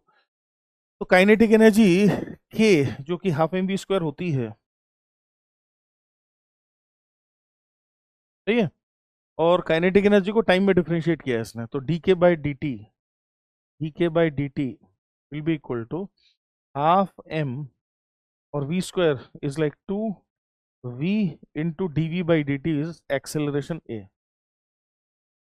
और सवाल के अनुसार ये dk by dt is gamma t, तो this is equal to gamma t as per the question. ये वाले 2 से ये वाला 2 तो गया, है ना। अच्छा जी, तो M V A, M into V into A is equal to gamma into T. बिल्कुल सही है। अच्छा, एक्सेलरेशन ए को डीवी बाई डी टी लिख लेते हैं, तो डी टी उधर जाएगा, इंटीग्रेट हो जाएगा ये, तो M P T gamma T T T. अच्छा जी, क्या बोला था, initially at rest at the origin, ठीक है, तो इनिशियली एट रेस्ट है, तो टाइम जीरो पर वेलोसिटी भी जीरो इच है, तो जीरो से टी, और वेलोसिटी भी जीरो ही है, तो जीरो से V D V V square by two, तो half M we square is equal to gamma T T T, तो gamma T square by two, वो तो वैसे ही आ जाता है यार, टी टी को इधर ले जाते तो हाफ एम, तो इधर काइनेटिक एनर्जी, उधर gamma T square by to वैसे भी आ जाता, ठीक है, तो कोई बहुत ज्यादा क्रांति नहीं हो गई। एनीवेज, हम इतना जरूर समझ गए हैं कि v डायरेक्टली टाइम के प्रोपोर्शनल है ना, v डायरेक्टली टाइम के प्रोपोर्शनल दिख रहा है कि नहीं, देखो v is directly proportional to t। यहाँ से एक चीज साफ दिखाई दे रही है कि v is proportional to t, hence differentiate करेंगे तो एक्सेलरेशन कांस्टेंट, और अगर एक्सेलरेशन कांस्टेंट है तो force constant, hence A part तो सीधे सीधे फ्री में ही आ रहा है। Force applied on the particle is constant, speed of the particle is proportional to time, बिल्कुल सही बात है। The distance of the particle from the origin increases linearly with time, ये गलत इसलिए है क्योंकि v को dx बाई dt लिखेंगे, dt को उधर ले जाके इंटीग्रेट करेंगे, तो पोजीशन या डिस्प्लेसमेंट या डिस्टेंस t स्क्वायर पर डिपेंडेंट आएगी, t dt का इंटीग्रेशन, सी गलत है। और फोर्स इज कंजर्वेटिव इसलिए सही है क्योंकि हम जानते हैं सभी कांस्टेंट फोर्सेस कंजर्वेटिव, सभी कांस्टेंट फोर्सेस कंजर्वेटिव होते हैं। कितना प्यारा सवाल है, 2018 का है, कितना प्यारा सवाल। ओके भाई, तो as per given figure a weightless pulley P is attached on a double inclined frictionless surface, tension in the string will be equal to. सवाल पॉज कर लिया आपने, पढ़ लिया, आइए जरा देखें तो क्या होगा। कोई तो चलेगा भाई कहीं पर, तो लेट अस इमेजिन 4 kg वाले भाई साहब डाउनवर्ड डायरेक्शन में चलते हैं ए एक्सेलरेशन से, और 1 kg वाले भाई साहब अप दी प्लेन चलते हैं ए एक्सेलरेशन से। क्या ये कॉमन एक्सेलरेशन ए हम निकाल सकते हैं, driving force minus stopping force divided by total mass. Driving force कितना है, 4g sine 60 degree, that means 40 into sine 60 degree √3/2 minus stopping force कितना है mg sine 30 degree, that means 10 into sine 30 degree is 1/2 divided by कितना, total mass 4 और 1 5 divided by 5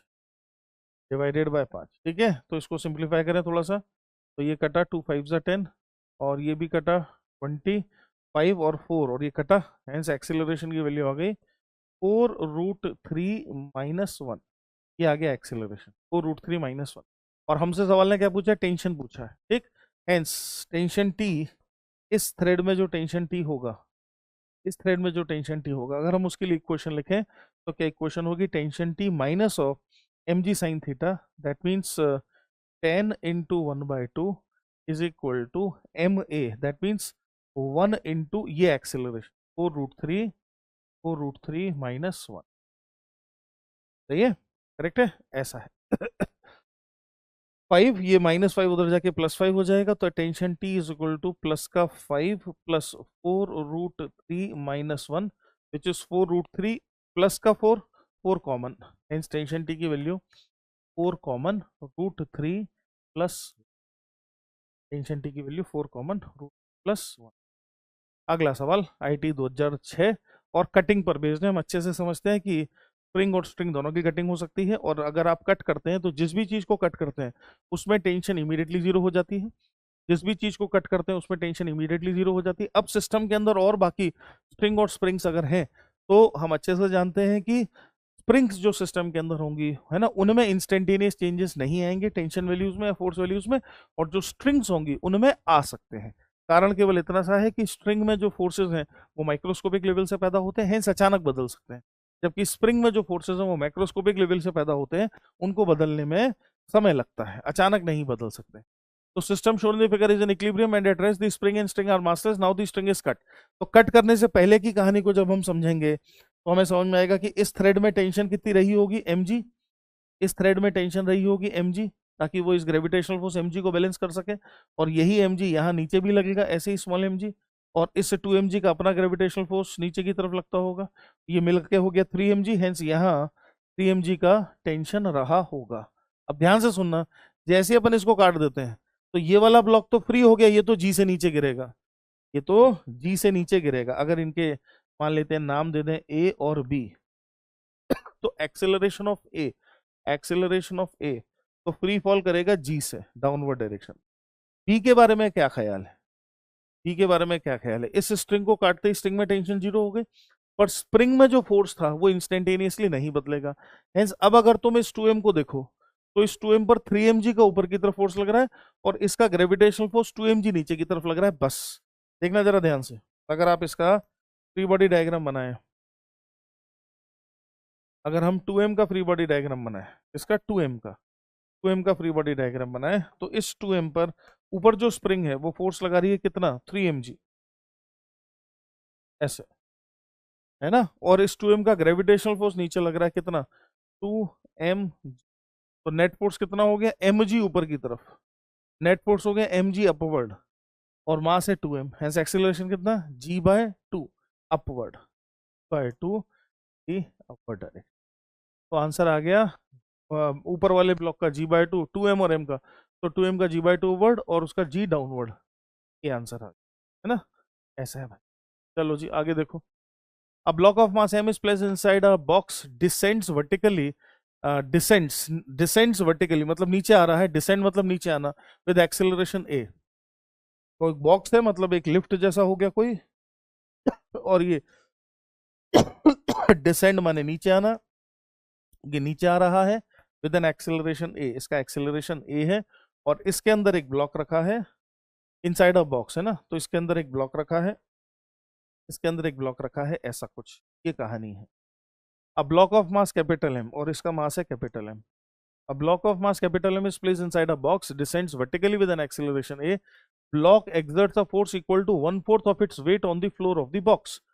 the block exert force, तो block और floor के बीच कौन से forces हैं, ब्लॉक और फ्लोर के बीच कौन से फोर्सेस हैं, normal reaction, hence floor block पर और ब्लॉक फ्लोर पर जो नॉर्मल रिएक्शन फोर्स एक्सर्ट करेगी उसके बारे में बात हो रही है, उसके बारे में बात हो रही है। क्या बात हो रही है कि वो जो है that is 1/4 of the weight, that means mg/4। अब ध्यान से देखना, अगर मान लेते हैं ग्राउंड फ्रेम से ही मैं इसका एफवीडी बनाऊं, ब्लॉक का, कैपिटल एम मास वाले ब्लॉक का एफवीडी बनाऊं, तो क्या उस पर mg नीचे की तरफ ग्रेविटेशनल फोर्स और n ऊपर की तरफ फोर्स लग रहा होगा? देखो जरा ध्यान से, अगर हम ग्राउंड फ्रेम से कैपिटल एम का एफवीडी बनाए, कैपिटल एम का ग्राउंड फ्रेम से, जरूरी नहीं है कि नॉन इनर्शियल फ्रेम से किया जाए, अगर ग्राउंड फ्रेम से कैपिटल एम का एफवीडी बनाए, तो कैपिटल एम पर लगने वाले कौन कौन से फोर्सेस हैं?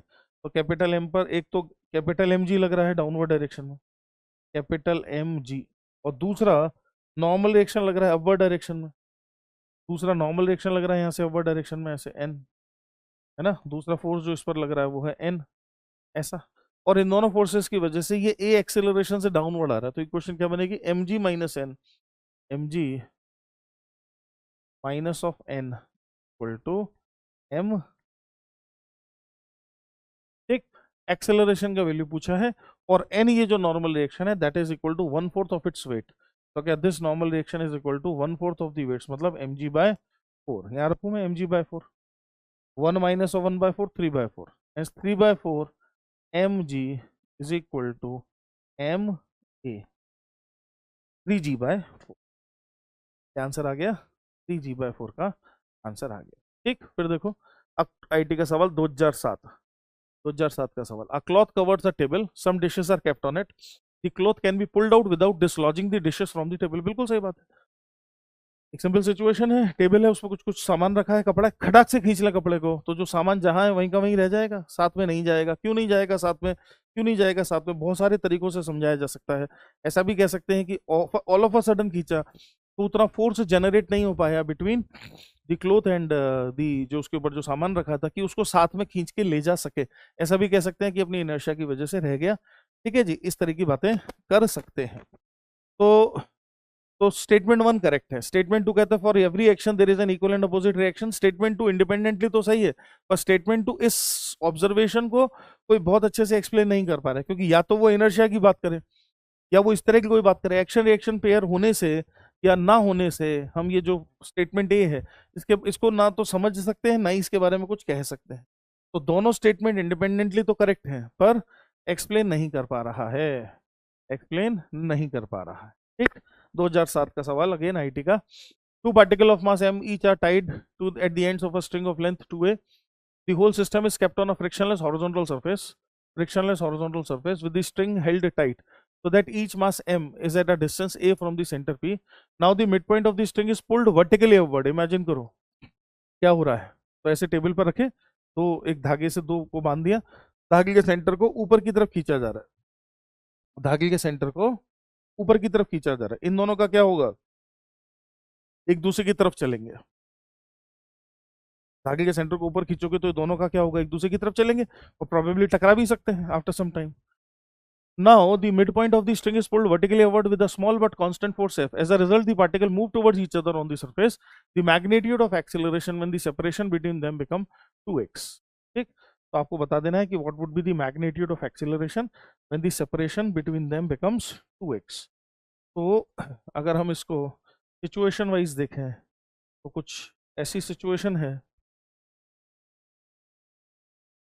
कुछ ऐसी सिचुएशन है कि मान लेते हैं कि ये एक भाई साहब हैं, है ना, ये दूसरे भाई साहब हैं, ऐसे, ठीक है, और इनके बीच जो थ्रेड था, इनके बीच जो थ्रेड था उस थ्रेड को ऊपर की तरफ खींचा जा रहा है, के बीच जो थ्रेड बंधा हुआ था उस थ्रेड को ऊपर की तरफ, मिड पॉइंट को पकड़ के ऊपर की तरफ खींचा जा रहा है। ठीक है, तो अगर इस समय मान लेते हैं कि ये एक इनकी मिड पॉइंट वाली लाइन हुई सपोज, ठीक है, जो इनके ठीक सेंटर से गुजरती हो मान लेते हैं, तो जो थ्रेड है उस थ्रेड को अगर मैं इस चित्र में दिखाना चाहूँ तो वो थ्रेड कुछ इस तरीके से दिखा सकता हूँ, समथिंग लाइक, है ना, and that thread is being pulled up, that thread is being pulled up with a constant force, ऐसे। तो थ्रेड किसी कांस्टेंट फोर्स से ऊपर की तरफ खींचा जा रहा है ना, एंड एज ए कंसिक्वेंस ये दोनों भाई जो हैं ये एक दूसरे की तरफ, ये ऐसे और ये ऐसे चल रहे हैं। ठीक, तो ये सिचुएशन समझ लो। सवाल कहता है कि भाई साहब एक ऐसा मोमेंट पकड़ो जब दोनों के बीच का सेपरेशन 2x हो। ठीक है, जब दोनों के बीच का सेपरेशन क्या हो, 2x हो।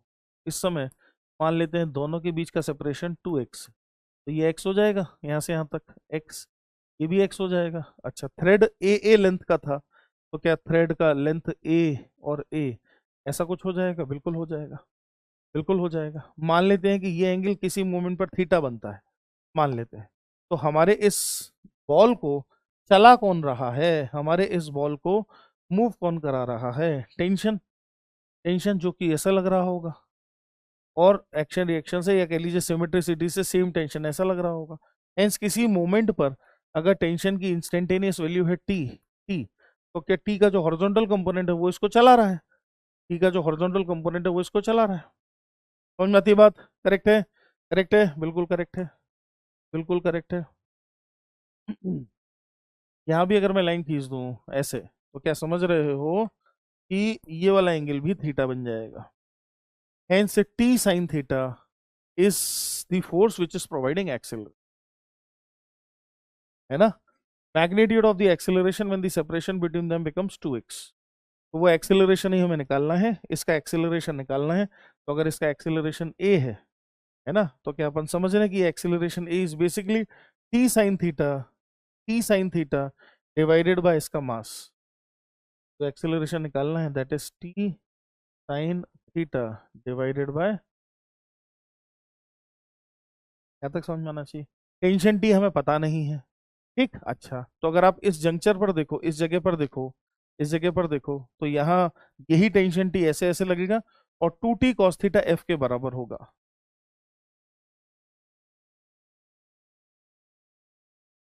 हेंस टी का वैल्यू आ जाएगा f/2 cos थीटा, जो मैं यहाँ रखने वाला हूँ, f/2 cos थीटा। तो therefore acceleration a is equal to, T की जगह रखूंगा f/2 cos थीटा, नीचे में cos theta, f/2 cos theta, ये टी की जगह रखा, इंटू साइन थीटा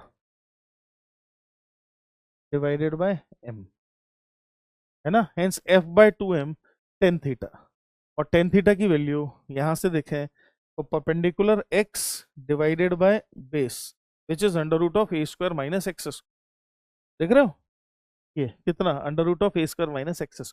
तो this is equal to f/2m tan theta is perpendicular which is x divided by under root of square minus। बहुत आसान सवाल है, बहुत ज्यादा आसान सवाल है।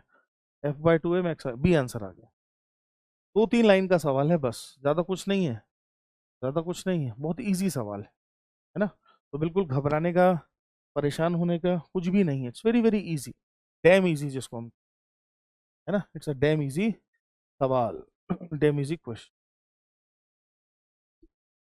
अगला सवाल देखो आईटी का क्या कहता है हमसे। हमसे कहता है कि भाई साहब, insect crawls up a hemispherical surface very slowly, coefficient of friction is 1/3, if the line joining the center of the hemispherical surface to the insect makes an angle of alpha with the vertical, maximum possible value of alpha would, obviously maximum alpha तब आएगा जब ये friction, जब insect maximum static friction का इस्तेमाल कर रहा होगा।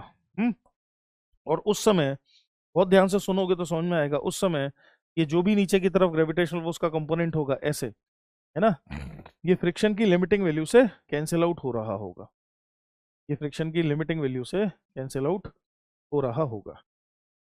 मतलब mg sin theta would be equal to mu times of n, mg sin theta would be equal to mu times of n। यहाँ तक बात समझ में आनी चाहिए, ठीक है, करेक्ट है। mg sin theta would be equal to mu times of n की कहानी बनेगी। अगर हम इसको इंक्लाइन प्लेन टाइप्स की सिचुएशन की तरह सोचें, सोच सकते हैं वैसा भी, अगर हम उस तरह से सोचते हैं, मान लेते हैं, है ना, मान लेते हैं कि ये एक काइंड ऑफ इंक्लाइन प्लेन जैसा होता है ना, तो ये मान लेते हैं इंक्लाइन प्लेन का वो होता, सरफेस होता, और ऐसा कुछ सिचुएशन होता।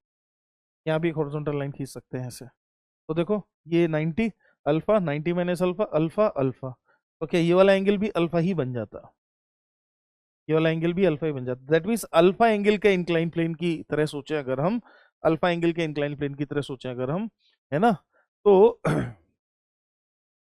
तो क्या mu is equal to tan alpha repose angle, या एम जी साइन थीटा बराबर mu M G cos alpha को इक्वेट करने पर जो इक्वेशन मिलेगी क्या वो है mu is equal to tan of alpha. और म्यू कितना है, म्यू है आपका 1/3, एंड सीधे मैं इसका इस्तेमाल कर सकता हूँ।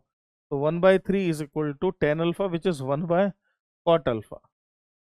तो कॉट अल्फा कितना आ गया 3, कॉट अल्फा बराबर 3, कॉट अल्फा बराबर। मैंने जो किया है वो थोड़ा सा सोचना, मैंने एंगल ऑफ रिपोज के फंडों से सोचा इसको। कैसे सोचा? एंगल ऑफ रिपोज के फंडों से सोचा, क्योंकि एम जी साइन थीटा और स्टैटिक की लिमिटिंग वैल्यू इंक्लाइन प्लेन पर बराबर हो रही है। ऐसा किस एंगल पर होता है? रिपोज एंगल पर होता है। और रिपोज एंगल और फिर म्यू में क्या रिलेशन है? Mu is equal to tan theta का रिलेशनशिप होता है। उसी का फायदा उठा लिया मैं। फिर देखिए 2012 का तड़कता भड़कता सवाल। A small block of mass 0.1 kg is fixed lies on a fixed incline plane PQ which makes an angle of this. Horizontal force of 1 Newton acts on the block through its center of mass as shown. Block remains stationary if, ठीक है। तो block stationery रह रहा है, तो हमें बता देना है कि कैसे रह रहा है।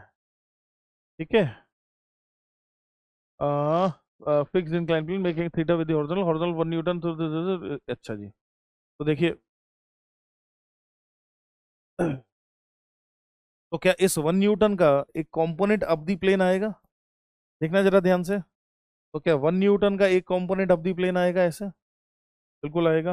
और एक एम जी साइन थीटा भी का भी कंपोनेंट डाउन दी प्लेन आएगा ऐसे? बिल्कुल आएगा। हेंस अगर हम ऐसा सोचें कि मान लेते हैं कि अगर ये फ्रिक्शनलेस ही होता, तो ये तो हो जाता एम जी साइन थीटा, है ना, और ये थीटा ही है, ये थीटा ही है। ठीक है जी, तो वो भी हो जाता 1 × cos theta, 1 Newton × cos theta. अच्छा, एम जी की वैल्यू भी देखना ऐसी दी हुई है कि वो 1 हो जाए। ठीक है, तो if if mu is equal to 0, that means अगर ये फ्रिक्शनलेस इंक्लाइन प्लेन होता, अगर ये फ्रिक्शनलेस इंक्लाइन प्लेन होता तो ब्लॉक स्टेशनरी तभी रह सकता था जब 1 न्यूटन है ना into cos theta is equal to M G sine theta. M G is 0.1 into 10 into sine theta. That means theta is equal to 45 degree. तो थीटा अगर 45 डिग्री हो जाए, थीटा अगर 45 डिग्री हो जाए, तो even without the use of friction भी ये ब्लॉक इक्विलिब्रियम में आ सकता है। दैट मीन्स अगर ये फ्रिक्शनलेस सरफेस हुई तो भी इक्विलिब्रियम में आ सकता है, और अगर फ्रिक्शन वाली सरफेस हुई तो भी इक्विलिब्रियम में आ सकता है। कोई दिक्कत नहीं है, कोई दिक्कत नहीं है। हेंस थीटा बराबर 45 डिग्री अगर हुआ, तो चाहे इंक्लाइन प्लेन विद फ्रिक्शन हो चाहे इंक्लाइन प्लेन विदाउट फ्रिक्शन हो, ब्लॉक इक्विलिब्रियम में रह जाएगा, कोई दिक्कत नहीं। अच्छा जी, अब देखते हैं कि अगर थीटा 45 डिग्री नहीं हुआ तो क्या सिचुएशन हो सकती है विज़ फ्रिक्शन। विज़ फ्रिक्शन जैसे बी को देखें, if theta is greater then 45 degree, theta 45 degree से बड़ा हो जाए, अगर थीटा 45 डिग्री से बड़ा हो गया, तो थीटा 45 डिग्री से बड़ा होने का मतलब है कि एम जी साइन थीटा की value, M G sine theta की जो वैल्यू है वो बड़ी हो जाएगी। किससे? 1 × cos थीटा से। हेंस बॉडी की टेंडेंसी नीचे की तरफ स्लिप करने की होगी, फ्रिक्शन को ऊपर की तरफ लगना पड़ेगा। फ्रिक्शन को किधर लगना पड़ेगा? दैट मीन्स टुवर्ड्स क्यू लगना पड़ेगा। बी क्या कहता है कि फ्रिक्शन एक्ट टुवर्ड्स पी, गलत कह रहा है, गलत कह रहा है। Theta greater than 45, friction should act towards Q, सही कह रहा है, सही बात है। Theta greater than 45, frictional forces acts on the block towards Q. D option कुछ और कह रहा है, डी ऑप्शन गलत उसने टाइप किया हुआ है। डी ऑप्शन क्या कह रहा है वही बता देते हैं आपको ढूंढ के, गलत टाइप कर रखा है हमारे ऑपरेटर ने। डी ऑप्शन है theta less than 45, frictional force on the block is towards Q, theta less than 45।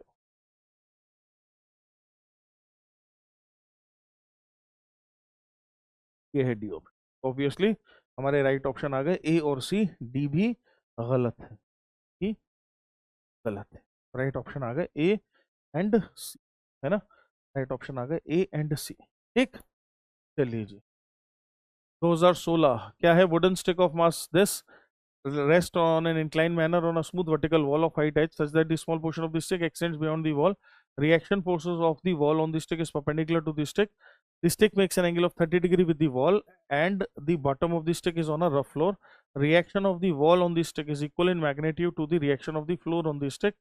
Then the ratio of h by l and frictional force f at the bottom of the stick are. चलो भाई इसको जरा homework में करना, ठीक है, सब time हो गया हमारा काफी। इसको आप होमवर्क में करिएगा, या अभी नहीं भी करेंगे बाद में भी करेंगे तो भी चलेगा, इसमें थोड़ा सा समय लगेगा, है ना। अभी नहीं भी करेंगे बाद में भी करेंगे तो भी चल जाएगा, ठीक है। बाकी तो एडवांस के ही सवाल है, मेंस के तो सारे सवाल मैंने आपको मोरलेस करा दिए हैं। ठीक, तो थोड़े से सवाल मैं और छोड़ दूंगा एज अ होमवर्क, थोड़े से सवाल एज अ होमवर्क मैं और छोड़ दूंगा। ठीक, इसके साथ ही हम इसको वाइंड अप करते हैं। ठीक, तो जो जिस तरह के सवाल आते हैं जिस तरह के सवाल पूछे जाते हैं उसी से संबंधित मैंने यहाँ पर चीज़ों को रखने की कोशिश की है, सो दैट हमारा इधर उधर फालतू समय और एनर्जी वेस्ट ना हो, हम इस पर फोकस रखें और इसको देखें और समझें। ठीक है, तो मुझे पूरी उम्मीद है कि सब बच्चों को बहुत बहुत बहुत बहुत बेनिफिट और बहुत बहुत फायदा हो रहा है, और जैसा वायदा किया है आपने उसी वादे के अनुसार लगातार आप आगे बढ़ रहे हैं। थोड़े से क्वेश्चन होमवर्क में छोड़े जाएंगे, उनको जरूर जरूर से कर लीजिएगा, और फिर अपन मिलते हैं अगली क्लास में। तब तक के लिए tata tata, bye bye bye bye, keep working, मेहनत करते रहो। जय हिंद, जय भारत, मेहनत करते रहो, बाय।